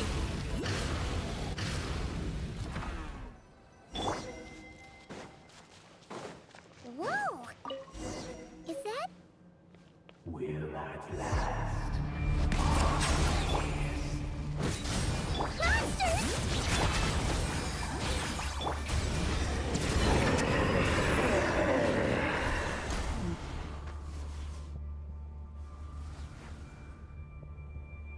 This monster was lurking near the lamp. That must have been a planned ambush. We're not falling for that again. There's something inside it. Some small device. Huh? Why isn't it giving off light anymore? Is it broken? Oh, we better take it with us.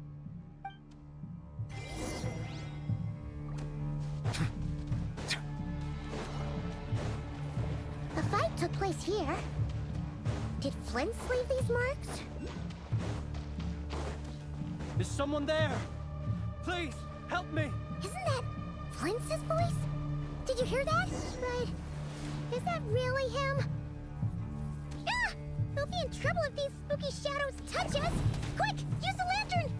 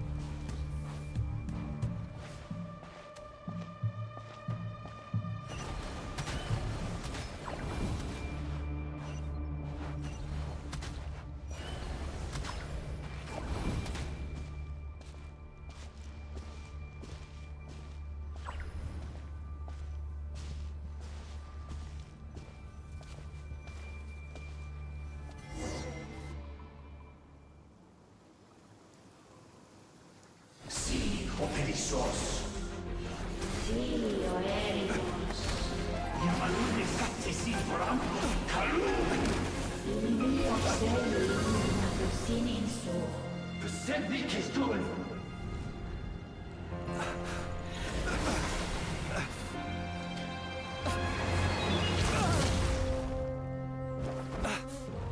Hand it over. That was mine from the first. Tutoni nectorai desnevite. You're a fool. You again.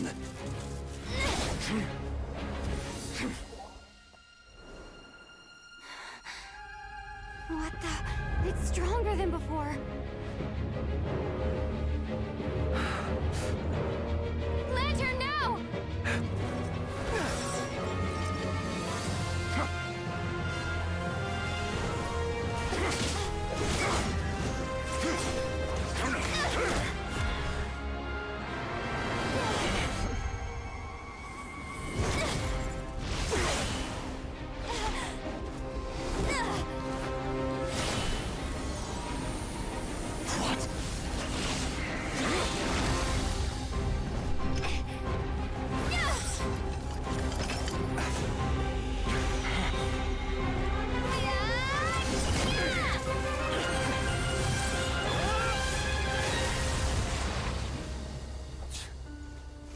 It escaped again.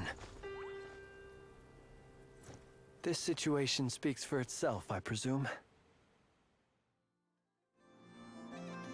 So, you were tangling with Rarer out here all by yourself. So, that vile phantom hiding inside the Wild Hunt has a name of his own. Yeah, you don't look so good.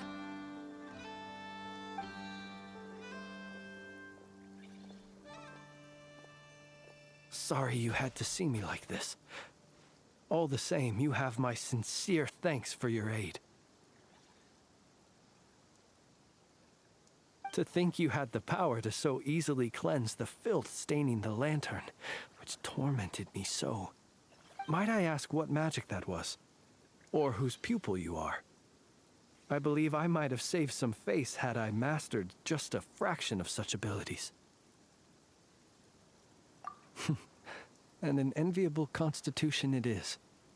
A pity that such abilities cannot be acquired. Why did abyssal power just burst out of your lantern anyway?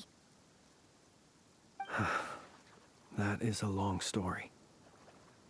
Many moons ago, when on Wild Hunt clearance duty, I shattered one of its cores only for a special crystalline object to fall out. I sensed a power surging within it that was at once familiar yet strangely illusory. I freely confess to being an avid collector of ancient gems, coins, and other curios. And curiosity it was that had me store this crystal inside my lantern. Afterwards, I wound up collecting a few more such crystals quite by accident, and discovered that they could merge into a single piece without my prompting. Though my understanding ends there. It was only recently that they began slowly emitting abyssal energy, which could neither be dispelled nor weakened. Is that what rarer clean belonged to him? That must be what he's after then! I concur. And here's the kicker. Before he was exceedingly weak. In fact, I've already beaten him several times, though I could not destroy him completely.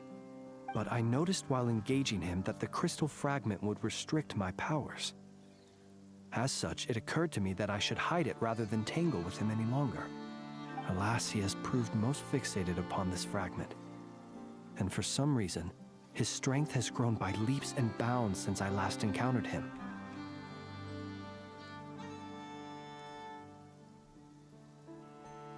And where, might I ask, would it be safe? Or do you think it wiser I threw it away? Were our places switched, would you discard it?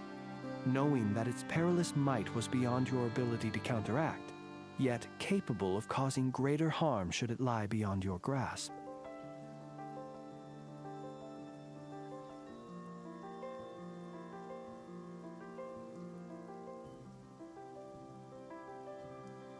Yeah, throwing it away would mean giving the bad guy what he wants. But exposing yourself to its corrosion and growing weaker by the day, that sounds super dangerous too. Only those who shoulder risks are qualified to welcome in the turning of the tide. Those who flee when troubles come are nothing more than deserters. Though I shan't deny that I have your fortuitous arrival and most outstanding assistance to thank for my continued ability to speak such platitudes. Either way, it seems this fragment is now utterly still. That must have made it useless to Rerir. I doubt he would have retreated so readily otherwise. I imagine this wasn't the only reason you came looking for me, though? Well, no, but...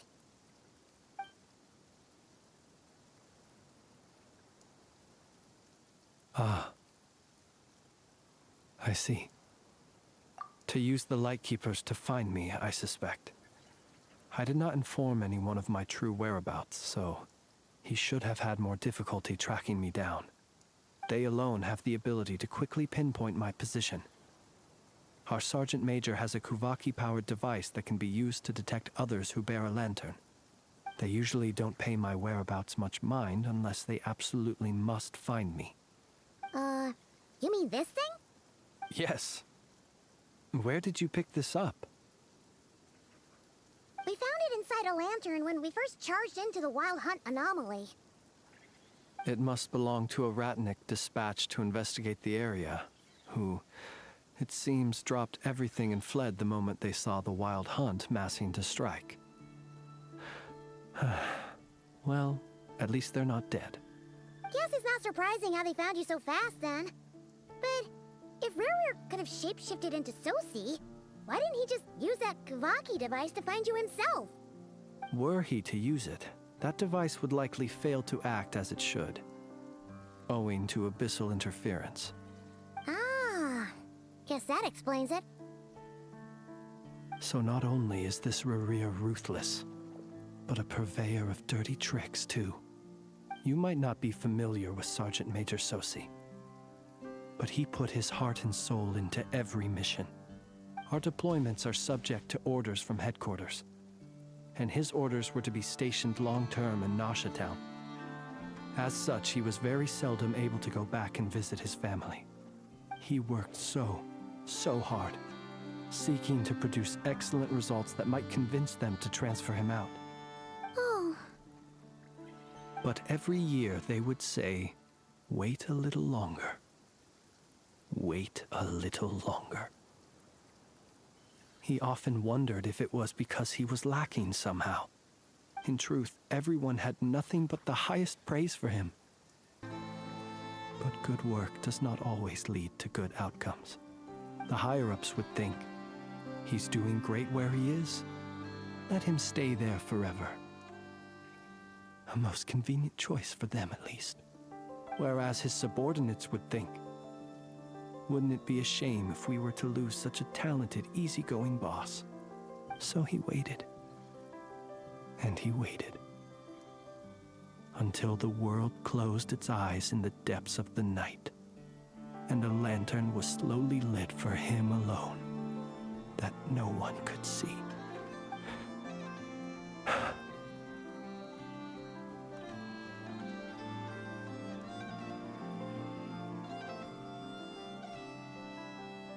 One that has played out many times throughout history.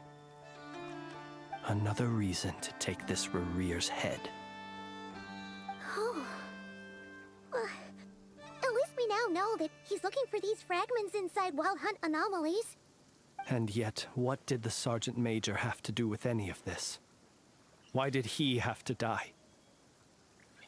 Could Rarer be angry that the cannon Sosi set up to fire destroyed the fragments he wanted to collect? Could you take me to the scene of the crime? We shall just have to exercise some discretion then. Come on. Let us be on our way.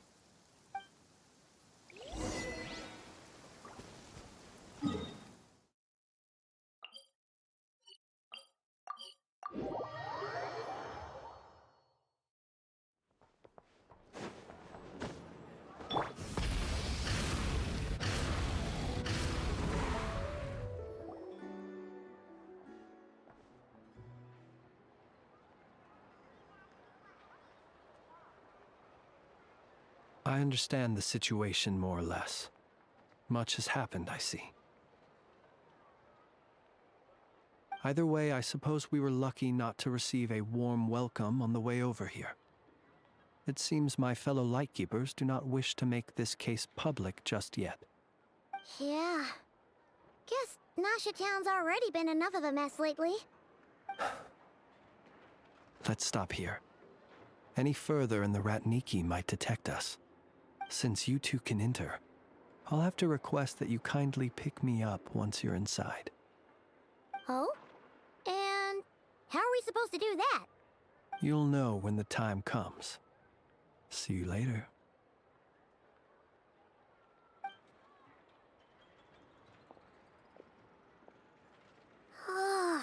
Still acting all mysterious.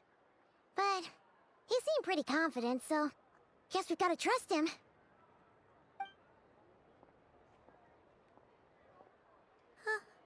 Hello?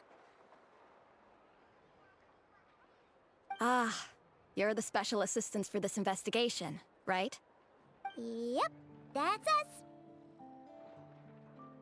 Well, you're just in time. We're basically done investigating the crime scene. All that's left is to finish writing up some records. Then properly dispose of Sergeant Major Sosi's remains. If there's anything else you'd like to look into, this is your last chance to do so. Sadly, no. The motive behind the killing remains a mystery. And while we somehow managed to get news of Flint's, an unexpected accident caused us to miss him. But considering that Nefer from the Curatorium of Secrets came forward to help investigate, I have no doubt that a breakthrough's not far off.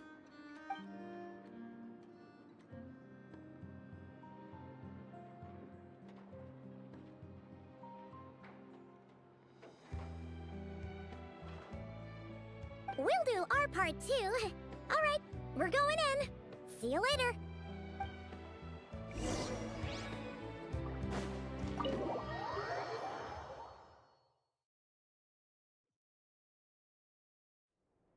Phew, we're in.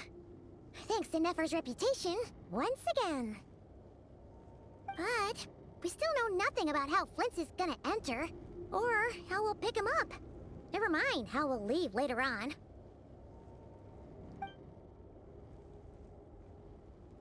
Something the matter?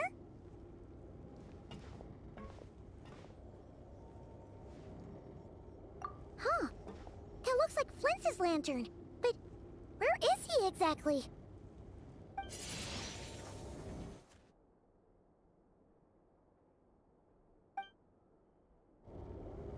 Well, we've got the lantern. What now?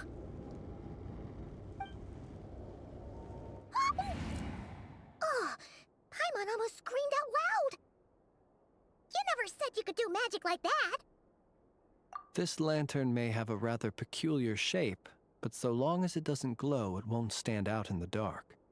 I calculated that you would have already entered, so I chose a spot visible from the window before using light to send you a signal.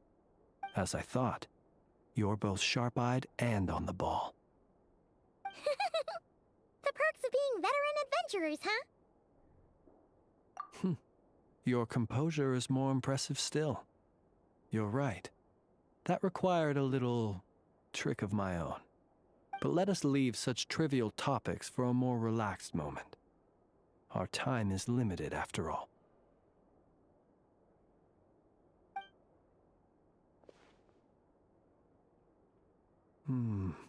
Just as I thought.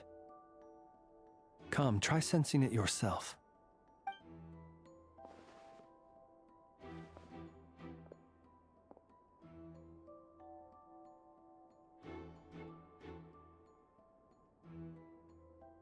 Identical powers must flow from the same source. It was the Wild Hunt, then, that took my form and killed the Sergeant Major. But why do this? To sow chaos by depriving the Lightkeepers of one of their commanders? If the Wild Hunt's true form is powerful enough to stand against the world as you claim, I fear not even the full force of Lightkeepers could stand against him, let alone the handful of us stationed in Nasha Town. He would have no reason whatsoever to pick quarrels with individual ants. Let's look again more closely. We must leave no stone unturned. Well, that makes things simpler. In that case, allow me to disturb the fallen. May the ghost flame guide your spirit. May you rest in peace.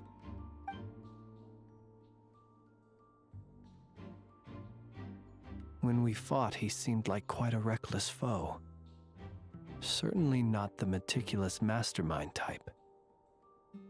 Yet here we are, grappling with this enigma he has left us. Oh, if we can't get any leads, we might have to go back and find Nefer. Oh, the longer we're stuck here, the likelier he is to achieve his goal. Ugh, this is so frustrating!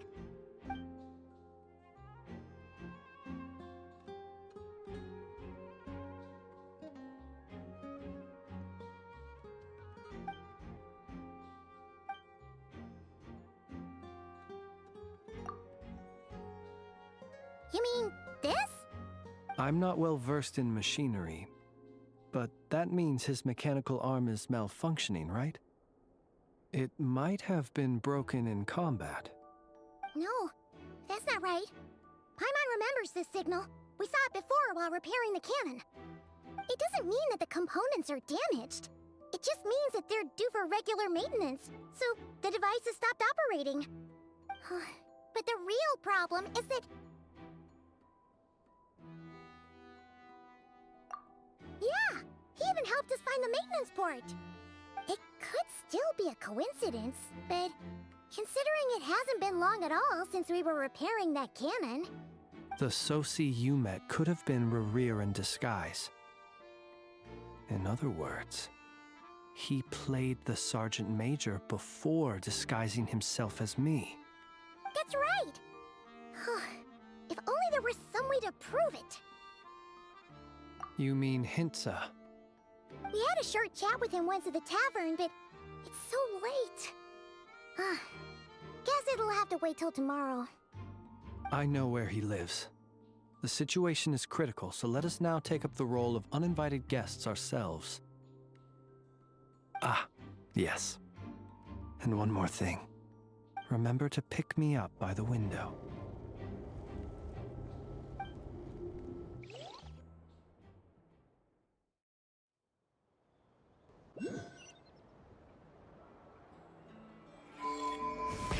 Rev the engines!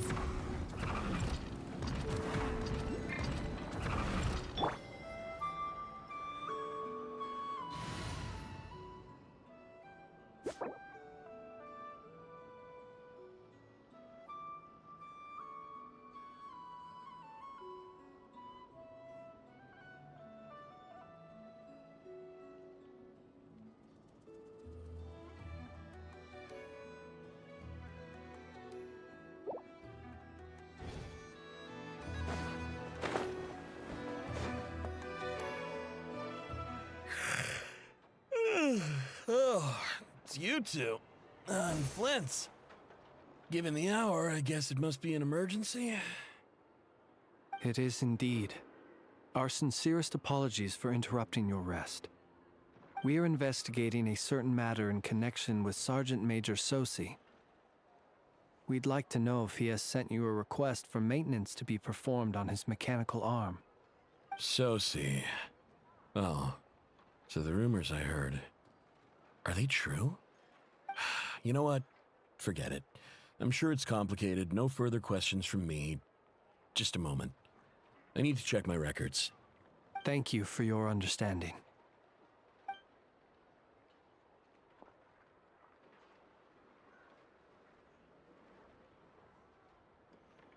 Got it.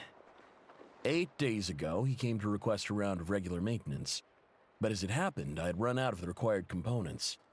His mechanical arm is especially sophisticated, having been designed by Aino personally. The parts, too, could only be made by her. As such, they usually take several days to arrive. In fact, this time, he even asked me if we could push his request forward. And I understood, completely. Not being able to use your hand, that's rough for anyone. But even more so if your job involves fighting out in the wild. So I did my best to convince Aino to rush the job. And eventually, the parts arrived. 3 days ago, if I remember correctly. I sent word to the Lightkeepers immediately, but he never showed up. I assumed he was just out on some mission or other. What's with those faces? Everything all right? You've provided us with some very crucial information, Hintsa.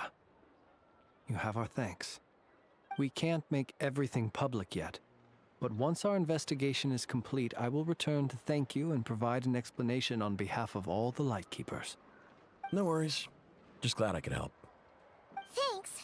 Good night. Good night. Hope the investigation goes well.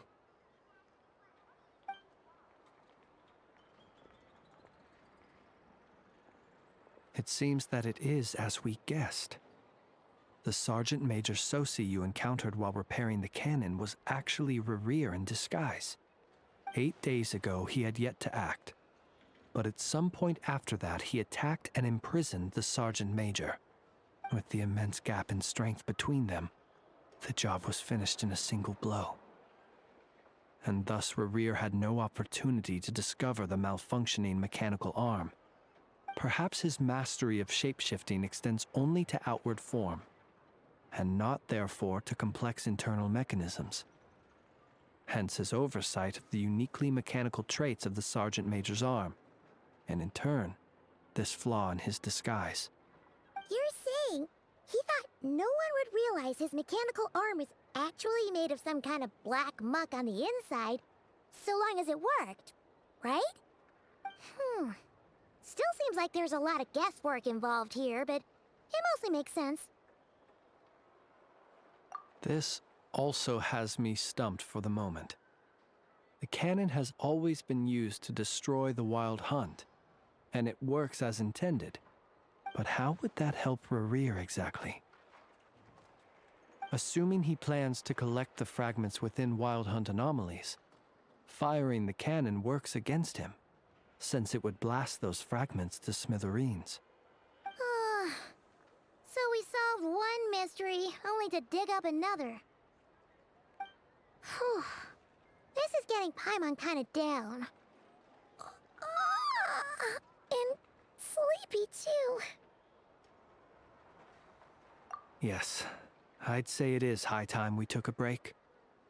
Seems like there's a lot left to investigate. We'll have to fight Rerir eventually. And we'll do a poor job if we're not well rested. Yeah, we should totally get some sleep first. A reasonable suggestion. I have no doubt that my quarters have been turned inside out by now, at any rate.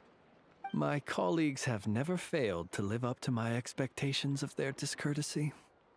Well, guess we'll just have to pick you up as usual. That would be good, yes. Feel free to put the room costs on my tab.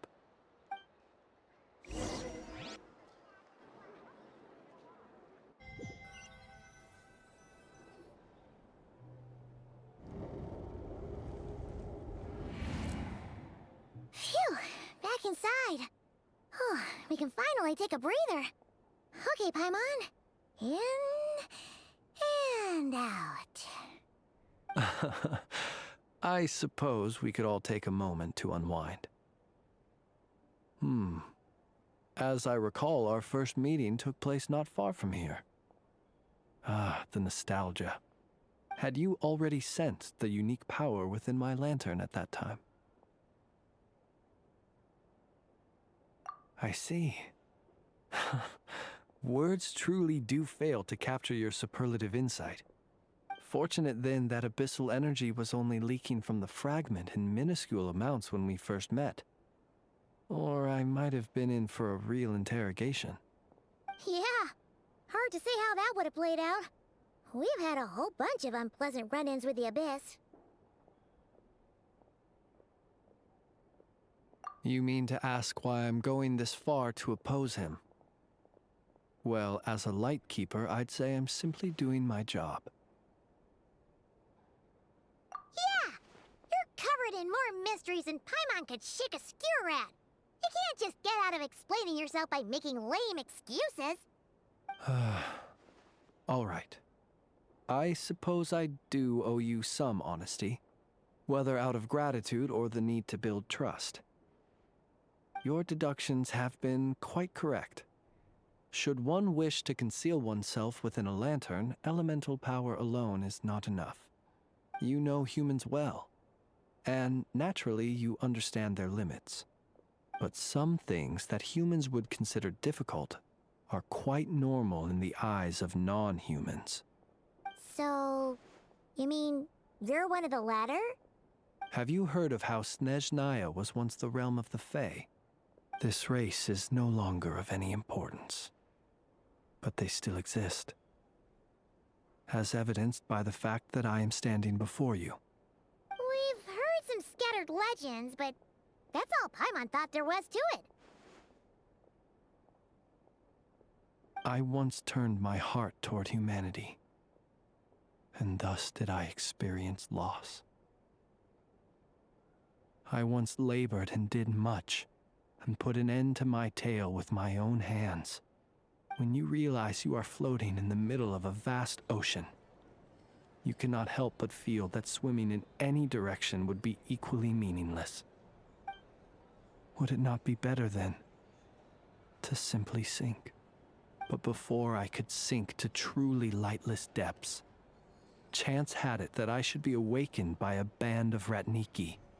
They were facing a horde of abyssal monsters, and could not last against such a disparity in strength. Yet none fled. Those who dwell in darkness for long enough become exceedingly sensitive to all light. And the first light I saw upon awakening was that which shone from their eyes. Is that why you chose to help them? Perhaps I was moved by their valor, Perhaps I simply saw my past self in them, and was moved to action for the first time in a long, long while.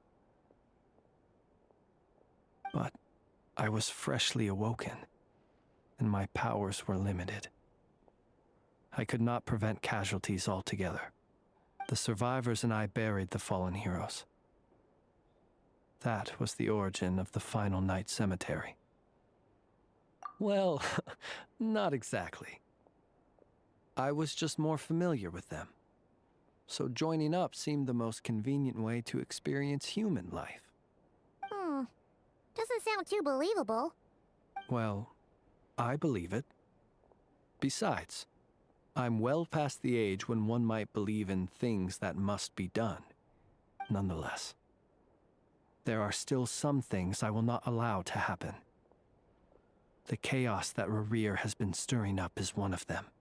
Tomorrow I shall go and check our records to see if I can find any connection between the Wild Hunt, Rerir, and the Cannon. Will you need us to get you where you need to be? Oh, I'll be fine. I keep a backup copy at my residence in case of emergencies. Can you even go back there right now?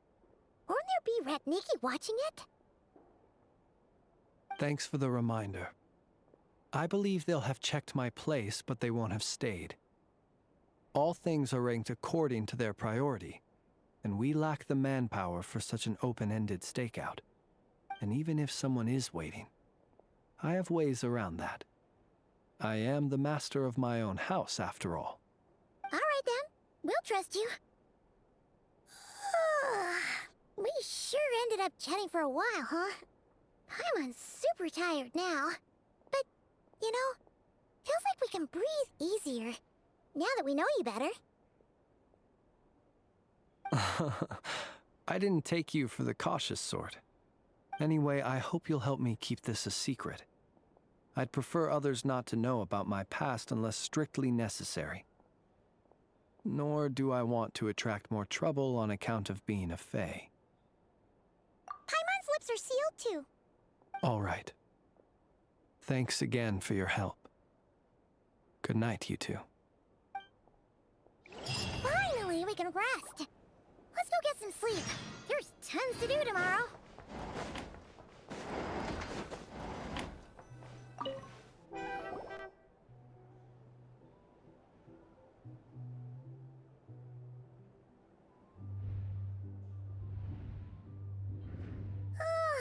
So much noise. What's going on this time?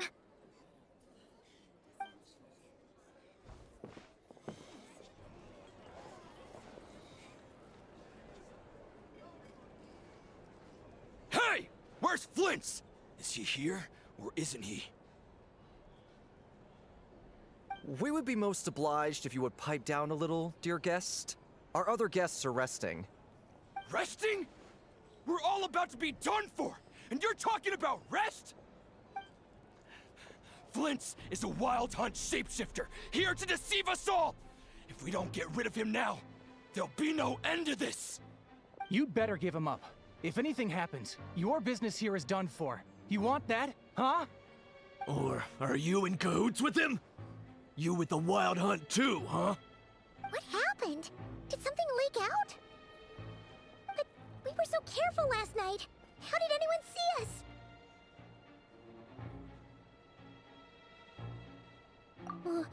What do you mean?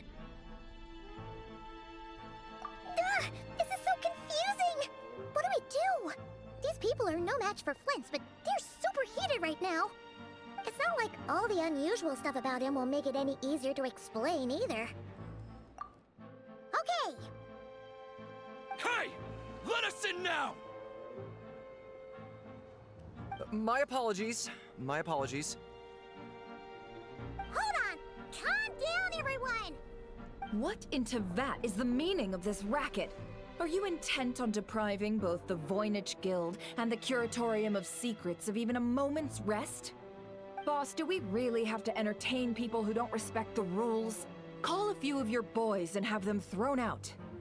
And what hole did you crawl out of? A watering hole, of course. The one you've just disturbed. A place to get a moment's respite from all the recent unhappiness, and to escape from all this talk of the Wild Hunt, or strange ghosts and phantoms. Who'd have guessed people like you would come bursting in, shrieking louder than any ghoul? This is a matter of utmost importance. We've got solid evidence. All we need now is to confront Flint's face to face. Exactly. And you sure don't look like an impartial party either, Nefer. Oh, don't I now? How about this then, boss? Let them do their search. If they find their man, they can have their little chat. But if they don't, then they owe everyone here an apology, as well as compensation for all the racket they've caused. Wait, it's... All right. I suppose that's the only way. If we don't let them in now, they'll be back sooner or later. What a mess. Oh, all right then. Well, I'd say that sounds like an impartial proposal. What say you? Or are you suddenly unsure of yourselves? Come on, everyone! Move it!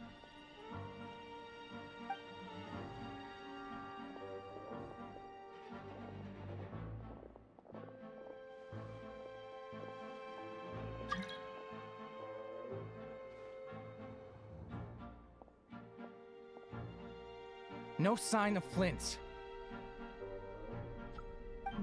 But how can that be? Hasn't he always stayed here? Done searching, are we? Guess it's time to uphold your end of the bargain, huh?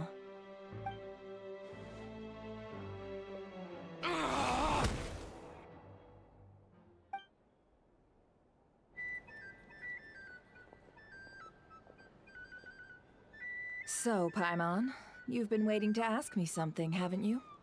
Yeah, how did they even find us here? My inside man with the Lightkeepers informed me that you paid the crime scene a late-night visit. I surmise that you must have rendezvoused with Flint's and obtained some new information. Then, early this morning, a group of people gathered at the town gates, news spreading amongst them that the Wild Hunt could disguise itself by taking on familiar faces. Everyone started throwing out the names of possible suspects.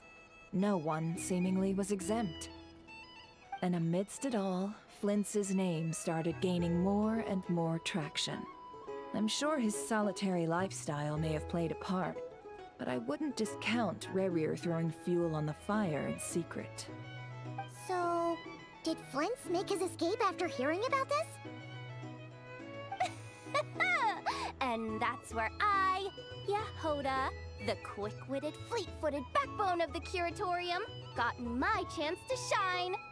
While everyone was super focused on the argument in the main hall, I alone noticed an opening. I got her to climb up to a window to help Flint's out, only for her to return with nothing but a lantern. Aw, come on, boss. I was just getting started. We initially intended to bring Flint's back to the Curatorium and wait those people out, but I never expected this to be all that was left.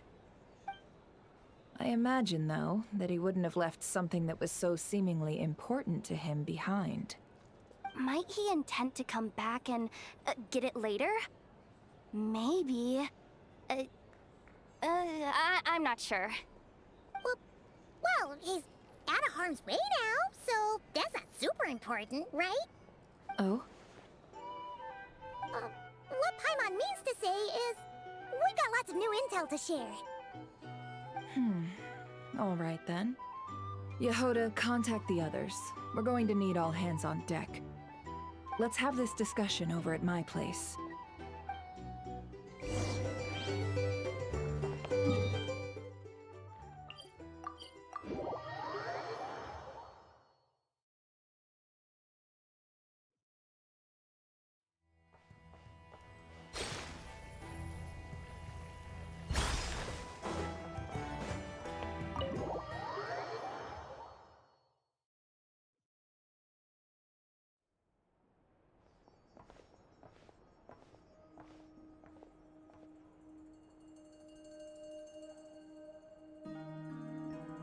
I see. So Flint's has a fragment taken from within a Wild Hunt anomaly.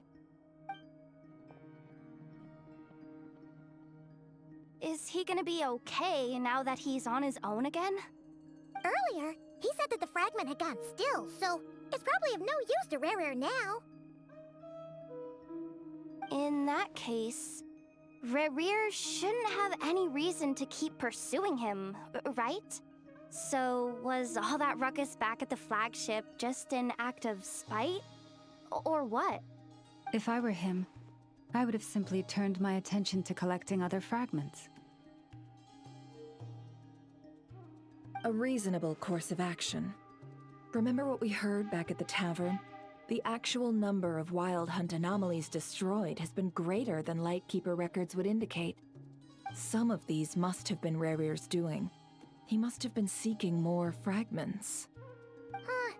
This much is pretty easy to understand, but why would he pretend to be Soci and put so much effort into getting the cannon up and running again? Maybe 'cause that'd be more efficient than having to clear anomalies himself? Yeah, I'm confident that the ammo we're packing has the oomph to do that. But I am a mechanic after all. For me, test data and their conclusions speak loudest. Oh, why don't we find a few of those fragments ourselves and use Kuvaki to carry out a little experiment? Our lab could certainly accommodate such a test. In other words, we gotta destroy a couple of anomalies and collect fragments from them, right? Lightkeeper operations have just about ceased following the Sergeant Major's passing. Meanwhile, the Wild Hunt continues to grow in scale by the day. I fear only we can keep the situation under control now. Then we best act fast. Paimon's got a bad feeling about this. A feeling we all share, I'm afraid.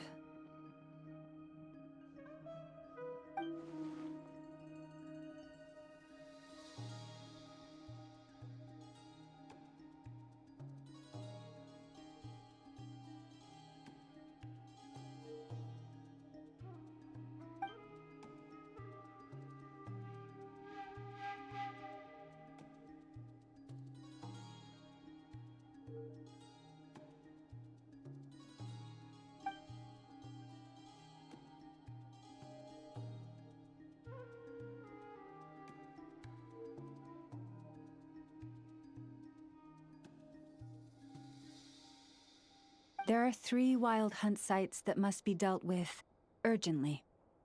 But I believe we have the capacity to handle it. Works for me. Nefa and I will take our workshop assistants to deal with one of the sites. The Curatorium will handle another. And we Frostmoon Scions shall deal with the remaining one.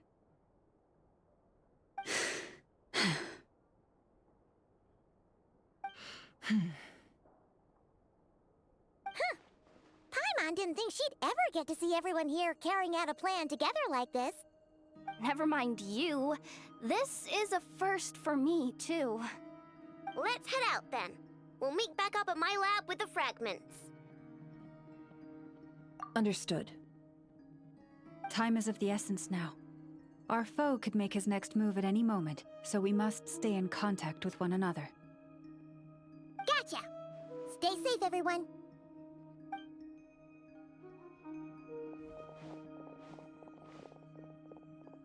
Huh. Anyone seen the lantern? Has Flint's dropped by already? Well, considering what you said earlier, you know where we're going next, right?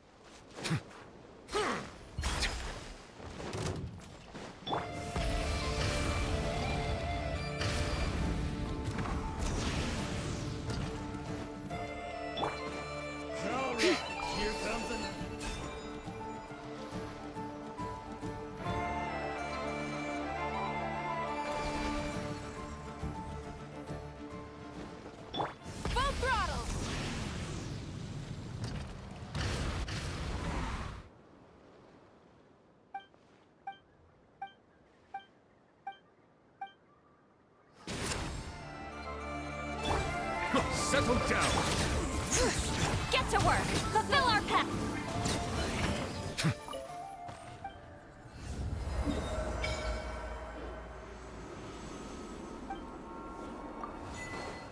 Rise with the sun!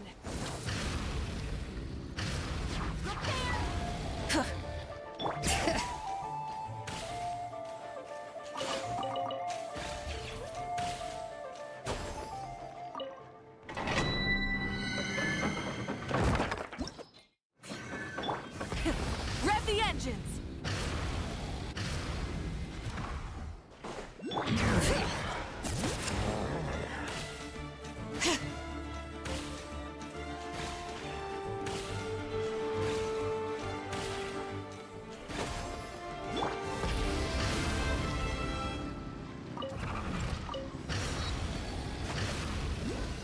Bring it!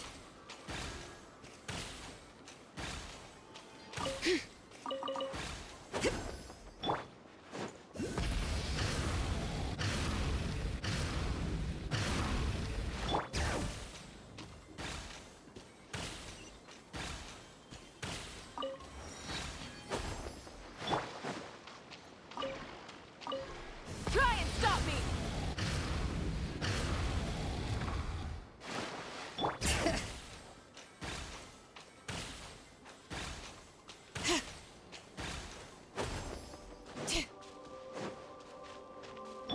Full throttle!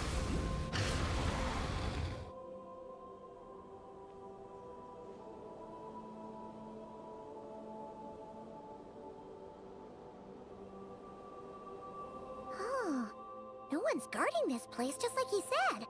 But, oh, where do we find the information he mentioned?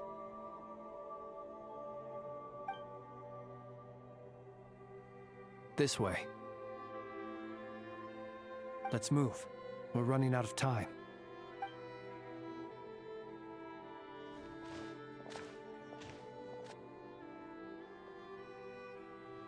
Ah! There you are! Okay, let's split up and make this happen. Or not! How are we supposed to read through this many files? Difficult, yes, but it is also our most efficient option. To expose the true intentions of this Rereer, we need to dive into Notcry's history. Hope we don't land on our heads then. Ah! Ghost! That file suddenly moved by itself. This is a graveyard, right, Flint's? Do these things just kind of happen? Many strange things happen here, but this is not one of them. But that file really did move by itself. Hey, come out! Don't scare Paimon like that!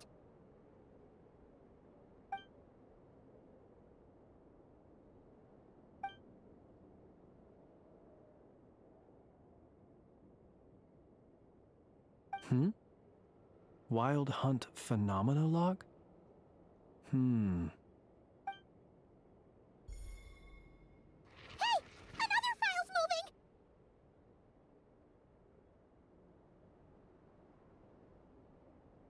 Are we being given hints? I feel no hostility. On the contrary, it seems we're being aided somehow. Really? Hey! Seriously, another one? Huh. Okay then. Paimon will read this one.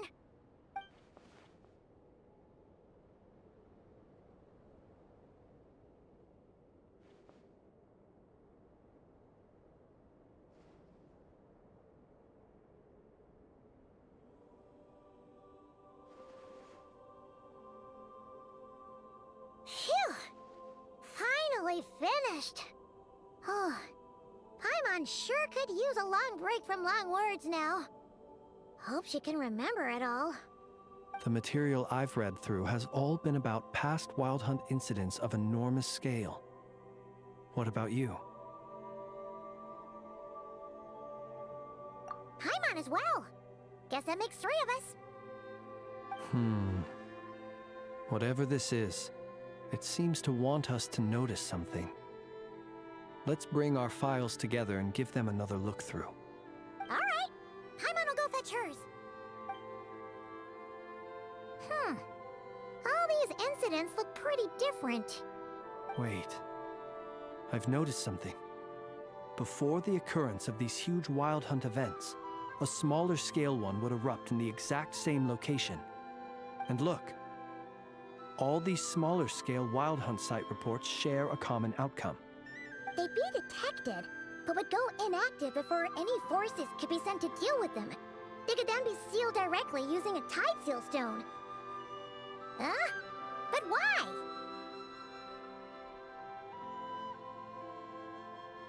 Some of these records are too old. I doubt he had regained the ability to act freely yet, or we would have met long ago. Ah! And here's another similarity. Kuvaki and nearby soil completely drained. Could this be important somehow? Kuvaki and the Wild Hunt are mutually opposed forces.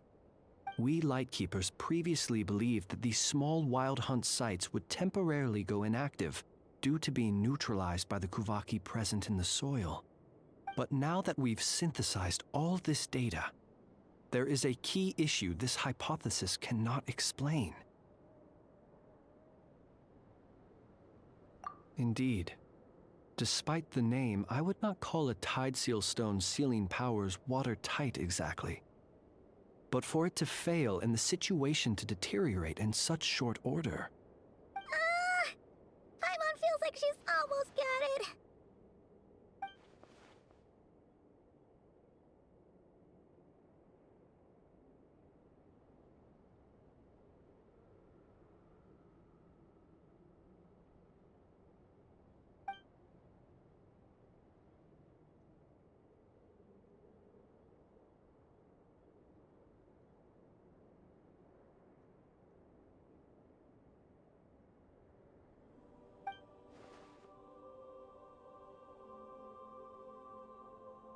Yes, that might be it. It could be that when Kuvaki and abyssal energies meet, the stronger side will suppress the weaker one. And while Kuvaki can indeed destroy small-scale Wild Hunt anomalies, should Rerir be strong enough, the Kuvaki might be his for the taking instead. Paimon kinda gets where we're going with this. What are you referring to?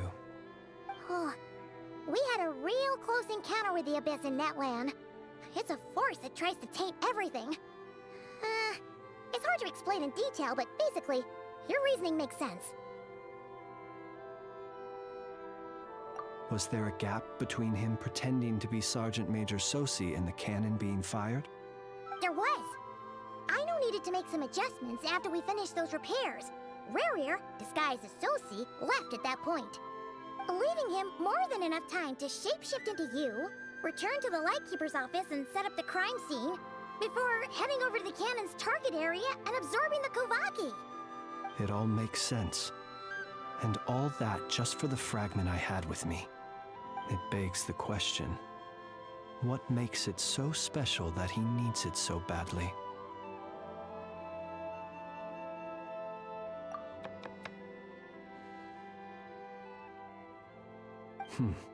That's odd. We shouldn't have any guests. I'll go take a look.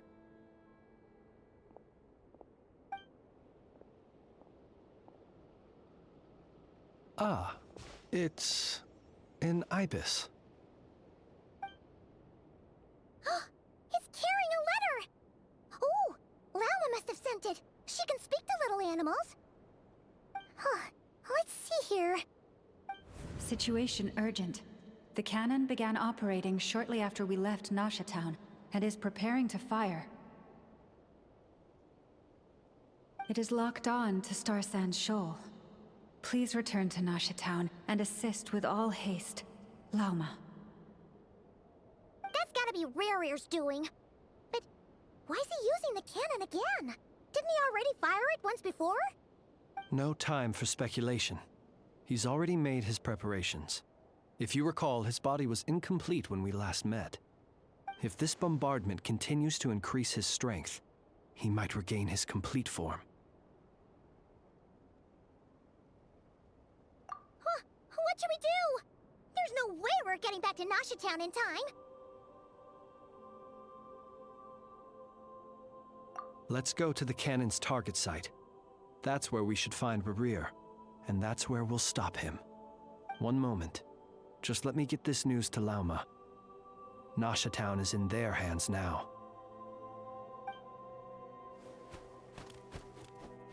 Go! Fly! Not a moment to lose!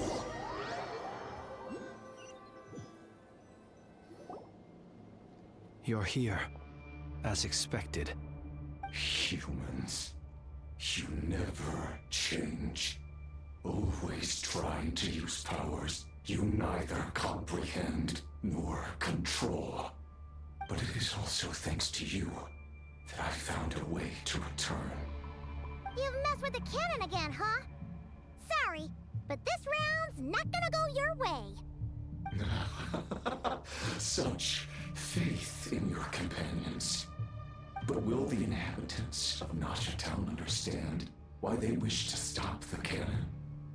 I think not. When all they see is the wild hunt surging up everywhere they look, the cannon must seem like their only lifeline. This is the truth I have revealed to them. They did this all of their own volition. The zealous worship of power leads only to annihilation of equally zealous proportions. True power does not heed the commands of the weak. You were waiting for us to leave Nasha Town then. Of course. I imagine the one you call Aino would have managed to stop the cannon otherwise. Shame, then, that you proved one step too slow.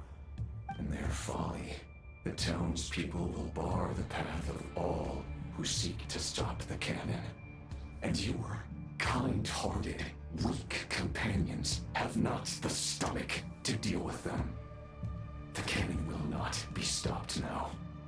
Well, sir, you look most pleased with yourself. In that case, before you put us out of our misery, I would like to ask you a question, if I may. See this fragment?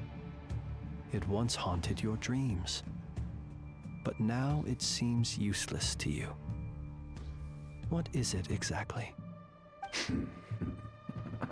That is my corpse. Sorry, what?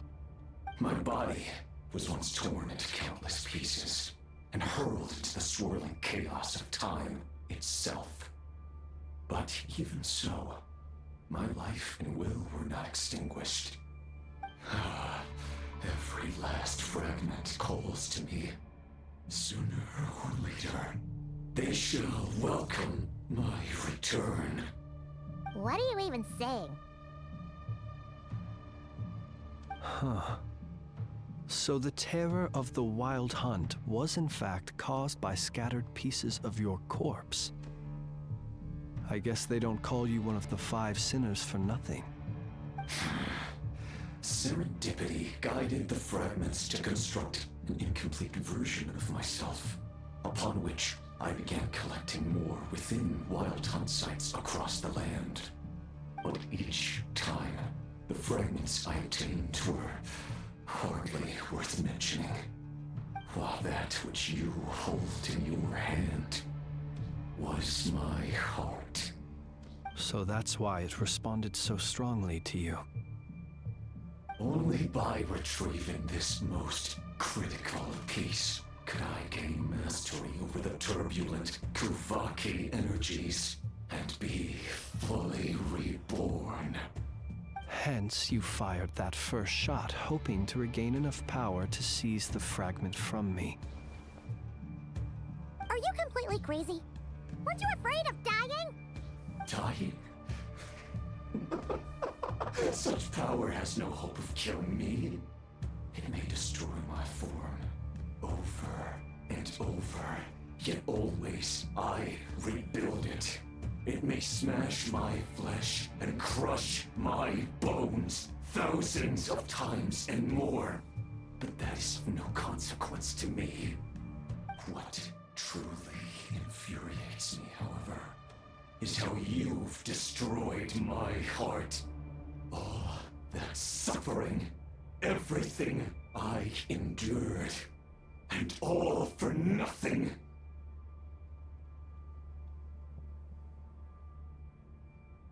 I've adapted to the strength and flow of this Kuvaki. The next cannon shot will multiply my strength immeasurably. It will not be a full restoration, no, but it will be more than enough to destroy any in this world who stand in my way. Still, I suspect the Kuvaki will have rendered you down to nutrients for my consumption well before you have the time to kneel before me. Traveler! Behind you! Look at that light!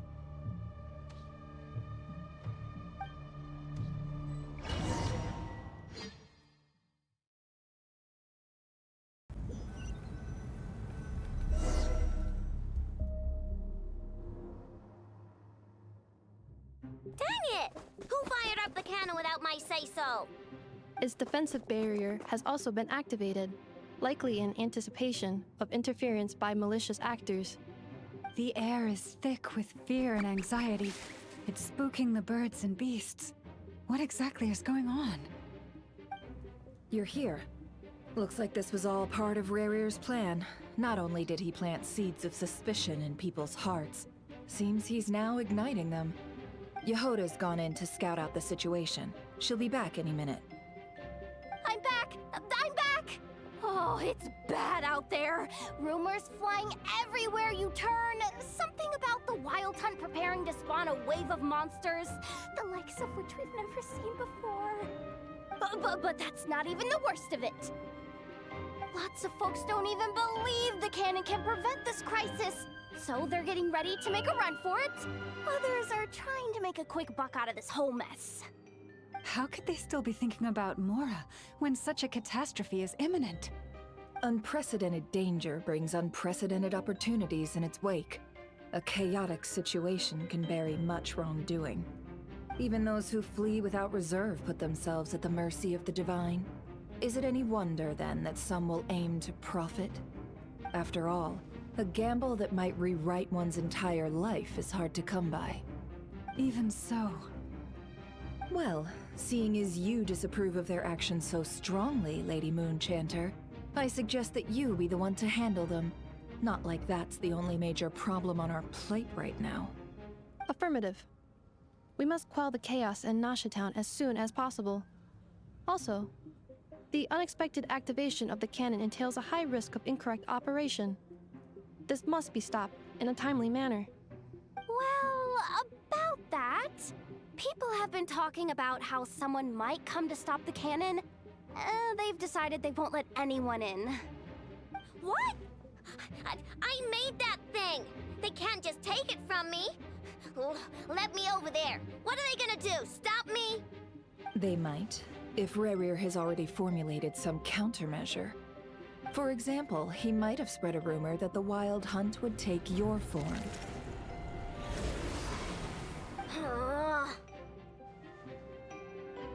Possibility high. If they view the cannon as Nasha Town's only hope, they are likely to conclude that anyone who tries to stop it must be with the Wild Hunt. We will face strong resistance, but they are just ordinary people. Brute force must be avoided, if possible. There's no time. Let's go into the town. I'll find some way to calm the townspeople. You find a way to stop the cannon.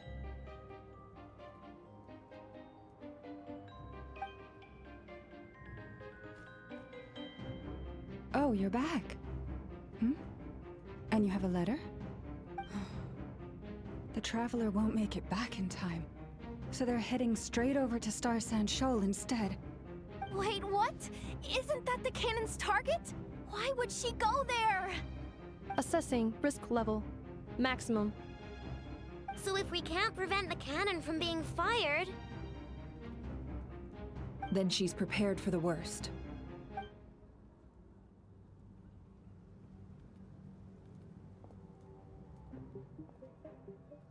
And we must ensure that her trust in us is not misplaced. Let's go.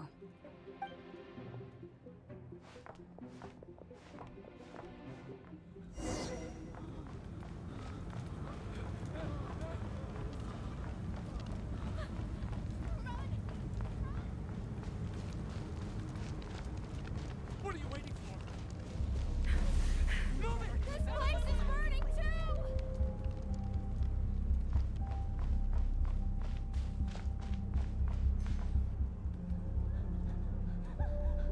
Most of those we've met so far have been attempting to escape, so they haven't gotten in our way.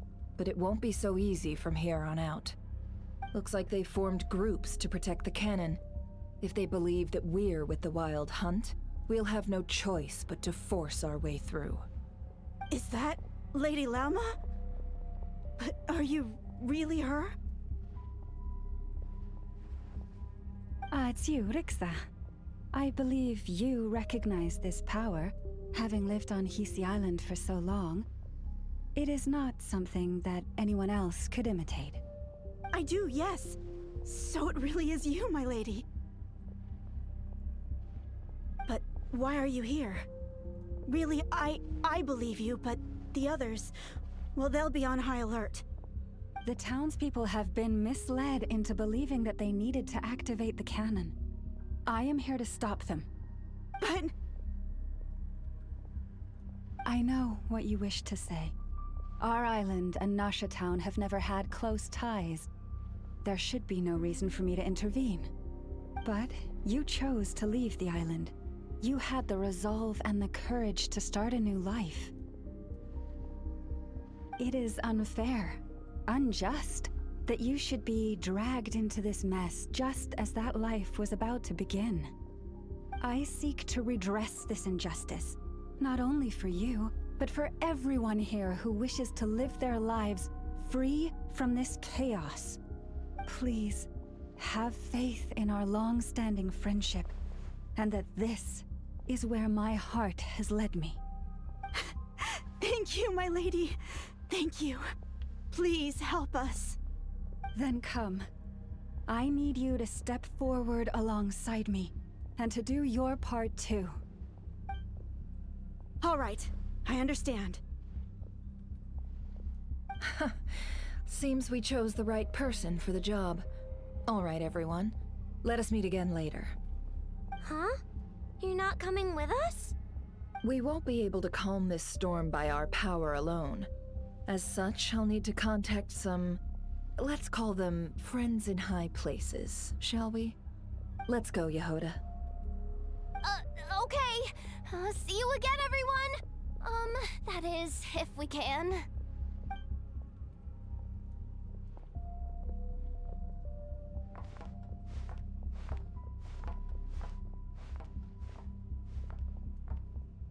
Remember these words. The road shall be paved with truth, and we shall pave it ourselves. It's you, Lady Moonchanter. It's her. Everyone, it's her. You're right, my lady. At times like these, we must rely on ourselves. We won't let you pass, abyssal creature, aren't you? Time to teach you a lesson. You leave this to us, Lady Moonchanter. Go.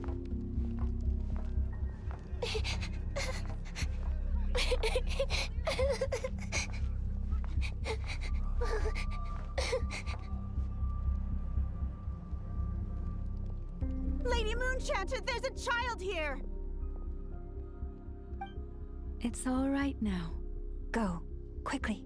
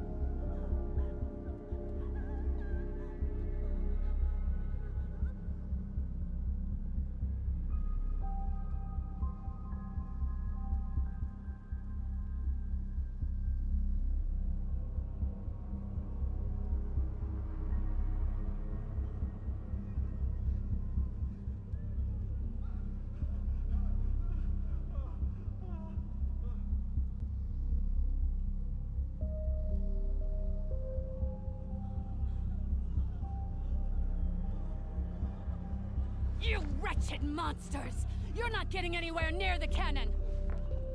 The monsters you fear do not exist here. The madness you have fallen to has been the source of untold disasters. You think we had a choice? Destiny is no excuse for greed and destruction. The choice has always been yours to make, and it remains so, even now.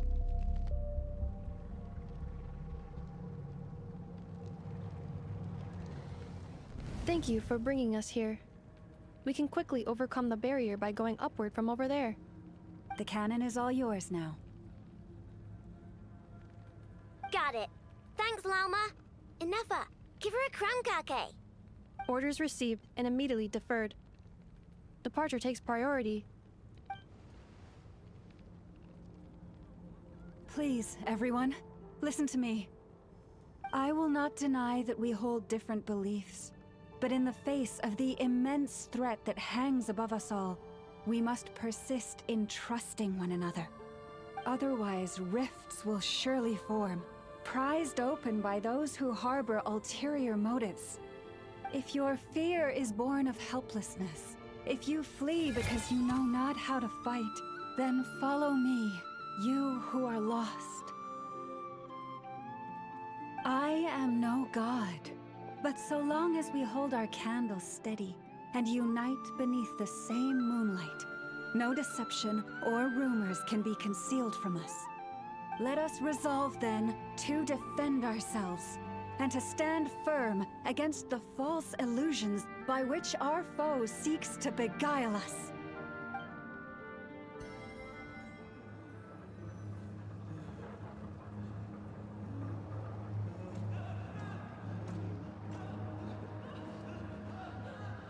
Let's go, Enougha. This way up.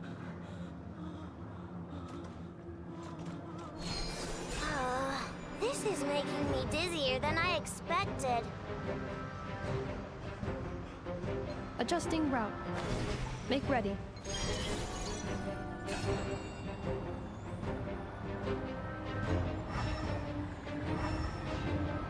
Out of the way, small fry.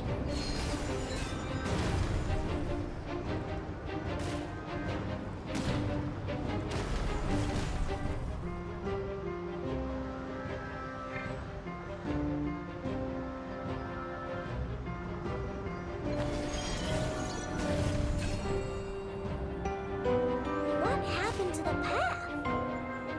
Track missing. Fall imminent. Come on, come on, come on! Let's get out of there! Whoa, nice! Preparing barrier breakthrough. Brace for impact.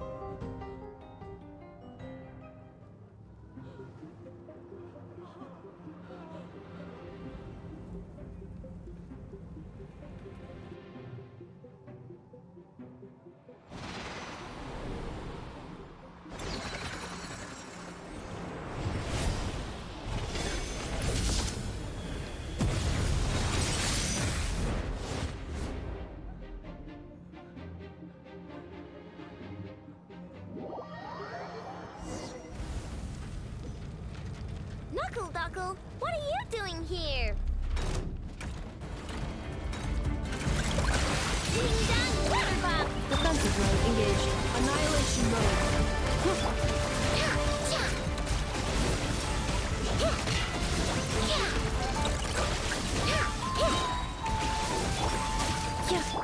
Flash attack!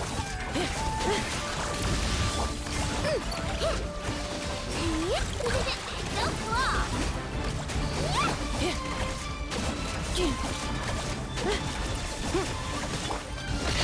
Look, your rainbow! Your punch!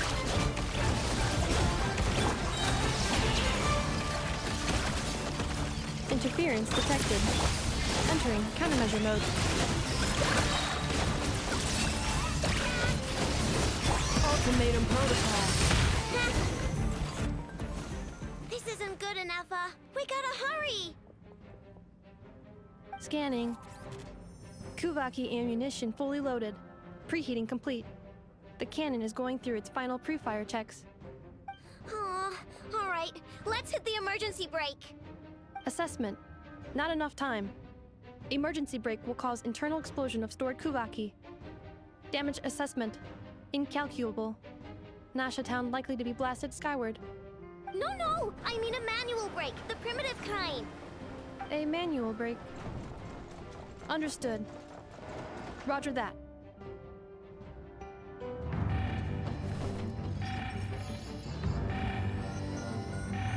We are out of time.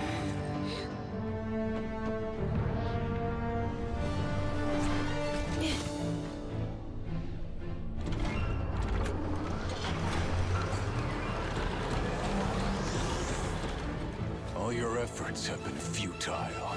It is too late now. Perhaps you're right. Why aren't you running?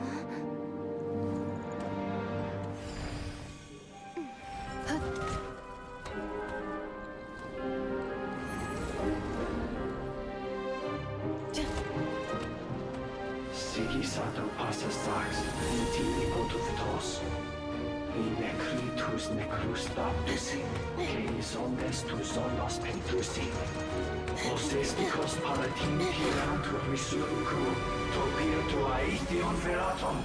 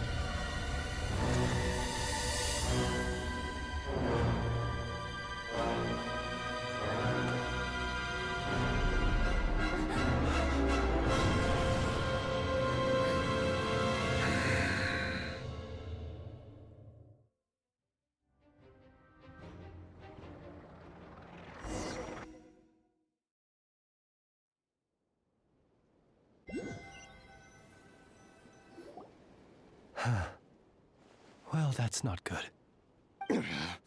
Sluggish. Torpid. This body is a disappointment. I can barely muster 10% of my original strength. You've ruined everything again. Let me guess. You didn't get a human body back, did you?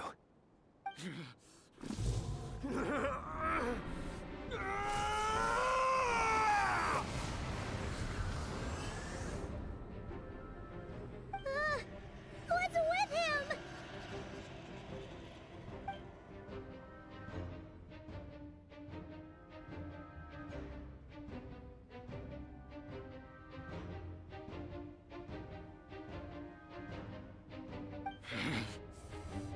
Pitifully, Rhine-daughter. Flinders. Watch out! Whatever rationality he still had when he was searching for his body is gone. All that's left is the calamity you see before you. A monster fueled by nothing but his own obsession. Matters not. Having a heart, being human, it's all irrelevant. Completely and utterly insignificant. You matter not. Does anything in this world. None of it matters to me!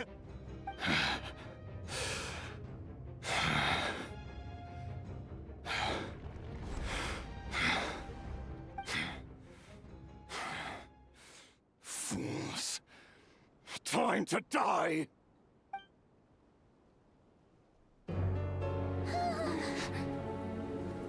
You too have the potential to be driven mad by knowledge. But the truths you seek are so insipid, laughable that you should die for their sake.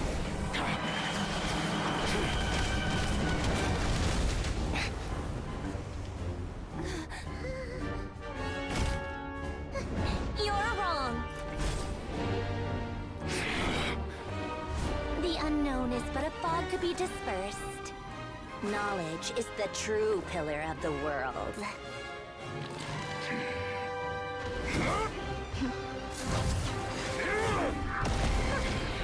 You're not the only one who got stronger. Polonia!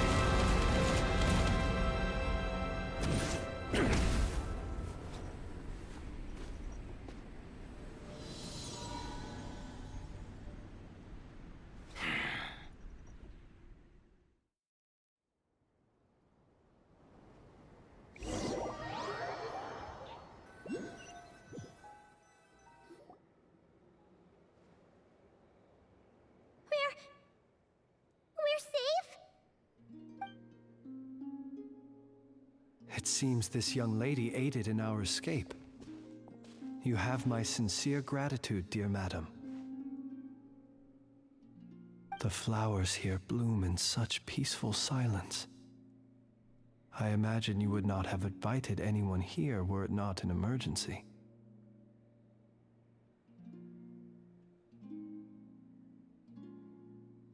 Oh? I take it that means you've been here before then. In that case, I count myself fortunate to be your associate. Columbina! What did you do that for? I studied his abilities inside out, equipped Polonia with comprehensive countermeasures. We were going to settle the score! But he still broke through, did he not? What? You expect a battle to be completely one-sided? I just didn't expect him to have no sense of honor whatsoever.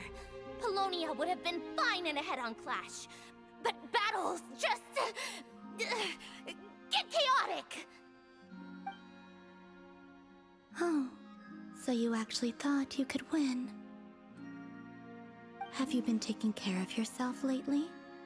Your calculations seem to have deviated quite seriously. Perhaps you could try sleeping and rising earlier. Or you could adopt my previous recommendation and... Hey, listen here, Columbina! I tolerated your nonsense previously because we were colleagues. There's a Fatui warrant out on your head, and don't you forget that. Don't make me fight you right here and now. Oh, I was just a little concerned about you, that's all. Just like that time when you weren't making any progress with your research. So you went and cooped yourself up all alone. That was none of your business! And don't you ever drag me out to one of your freaky hovels again! Come on, Polonia! We're leaving!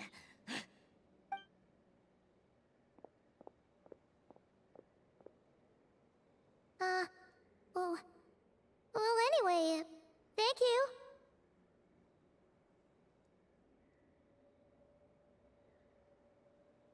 I was worried about you, too. Not only because the remains of the Eternal Moon Goddess cannot fall into his hands, but also because you've done much for me yourselves. And then well, I brought your associate along for the ride, too. But that was as much as I could do.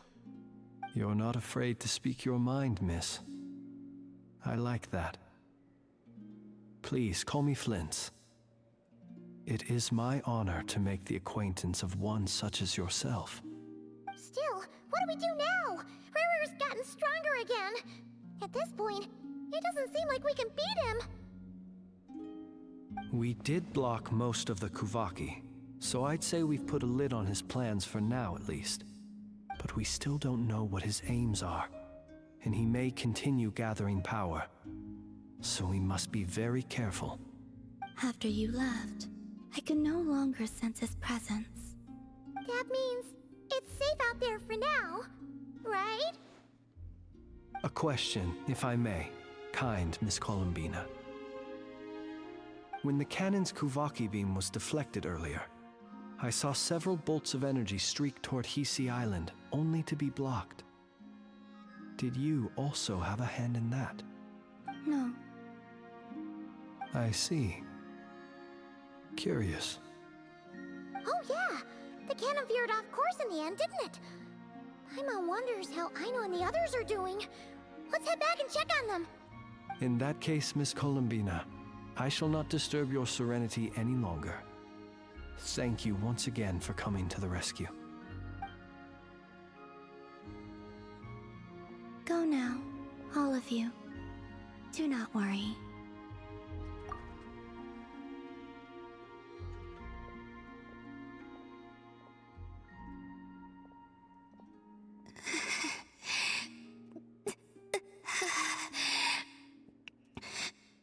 My strength still isn't returning. It seems my time is running out.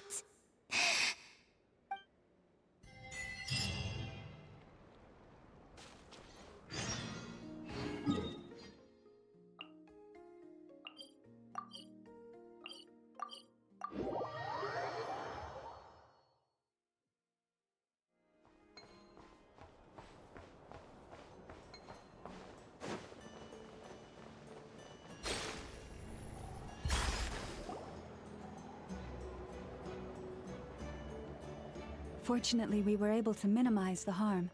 Only a few townspeople were hurt. But the Reikir of Solnari has now gained a complete form, while we still know nothing about his goals. It seems we have done something akin to releasing a vicious Kukusaur into the wild. I'm sorry. Is no one here familiar with Kukusaurs? Paimon knows what you mean, but that analogy seems more than slightly understated. He said that this world means nothing to him, so it is possible that he doesn't have a reason to fight us at the moment. If his objective had been revenge alone, we would likely have no recourse. Is there, still time for me to tender my resignation? Just kidding, just kidding. Don't worry, boss. I know there's no running now. So my cannon, my pride and joy was a hindrance rather than a help. You know what? I'm gonna dismantle it right now. That's right. And it still works on normal wild hunt anomalies. Don't let this get you down, I know. Flints, we'll need you to attend to the aftermath with the Lightkeepers. Don't worry, I've explained everything to them. You're in the clear. My thanks. For that and for everything else I hear you did to help us arrive at the truth. Had you been willing to show yourself in public more often, you would not have been so easy to isolate, you know. Point taken. I will give that some thought. I suppose that's one way I'd benefit from replacing Sergeant Major Sosi. You mean you're being promoted? Was Paimon the only one who didn't get that? Well, if you've got a moment, would you like to come with me?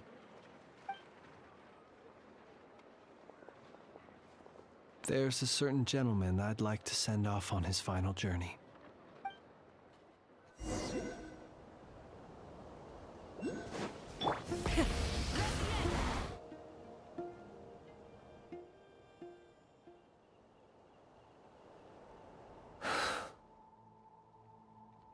This man was like a lighthouse. Here he lived as if it were a mere matter of course, and brought light and grace to those around him. But people, once used to illumination, are apt to ignore the lantern's presence. Slowly, gradually, he came to think as such himself. I have achieved too little. I must do better. There is more work to be done. Perhaps his end was tragic. But I remain proud of the way in which he illuminated the path for others. Every shadow born of the light shall remember it. Oh, poor guy.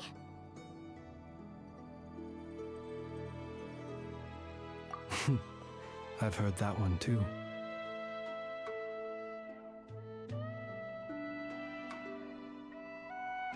Is that so? Well, you're right.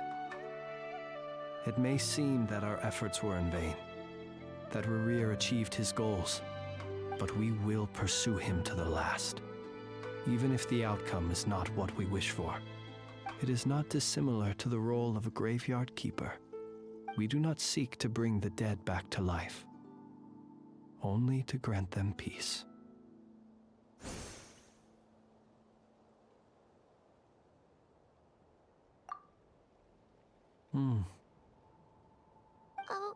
What are you two talking about?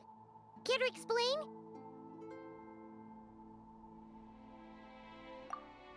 Okay. Either way, the Lantern Fae is not playing the leading role in these final rites. Lightbearer, with your blood you have paved the road to glory and justice. Even as we hurry on, bruised and battered though we may be, stay a while and look back upon the world and all its love and hatred, until it closes its eyes in the depths of night, and a lantern lit for you alone flickers softly into life. Thank you for everything, Sergeant Major Sosi.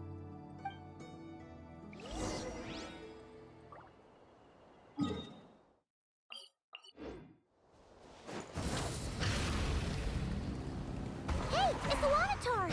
Should we go after her? Or do you have someone else you'd like to meet?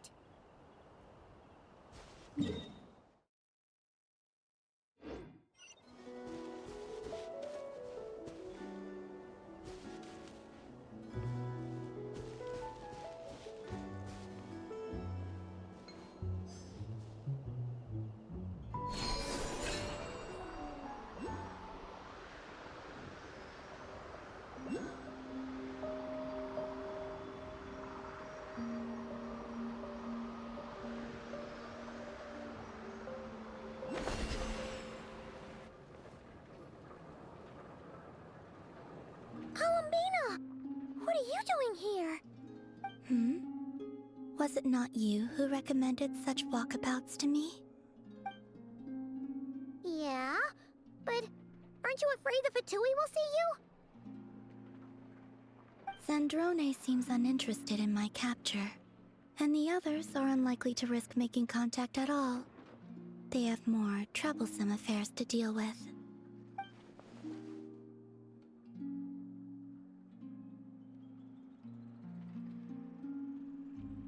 Well, it's good to come out for a walk either way. So, how do you feel? Is Nasha Town to your liking? The flow of Kuvaki is somewhat turbulent, and the people are ill at ease. However... Is this where you purchased the dishes you treated me to? Are you serious? That's what she's concerned about? Berries and fried meat? Well, we can take you to grab a bite if you'd like to. There's all sorts of delicious stuff out here that you won't get to try at home. You've been quite subdued. Thorny questions on your mind, perhaps? I could not gain any insight into his schemes, I fear. Now that he has donned a shape and form, selling his power short would prove a fatal error. But that power of his plays host to an obsession that borders on mania.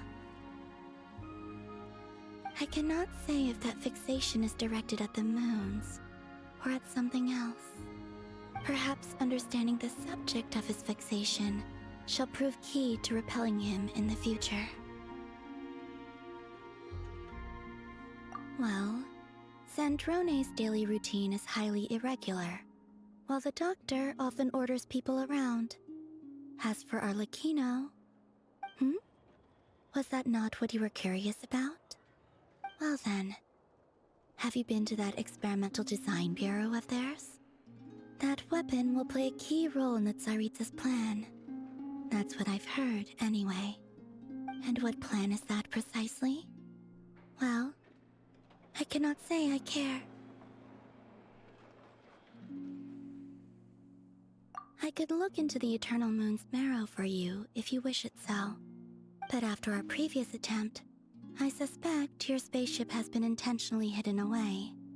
Perhaps someone has certain truths they wish to hide from you, or from others. And I doubt there are many who could accomplish such a feat. I still wish to return to the moon that belongs to me. That is where the answers lie buried. That is my true home.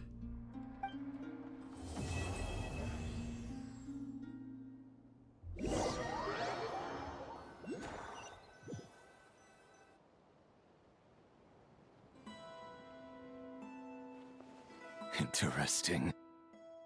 You followed me this far. Why not show your face? Haha! Right! Right you are. I forgot to introduce myself. The name's Varka, Knight of Boreas, and Grand Master of the Knights of Favonius.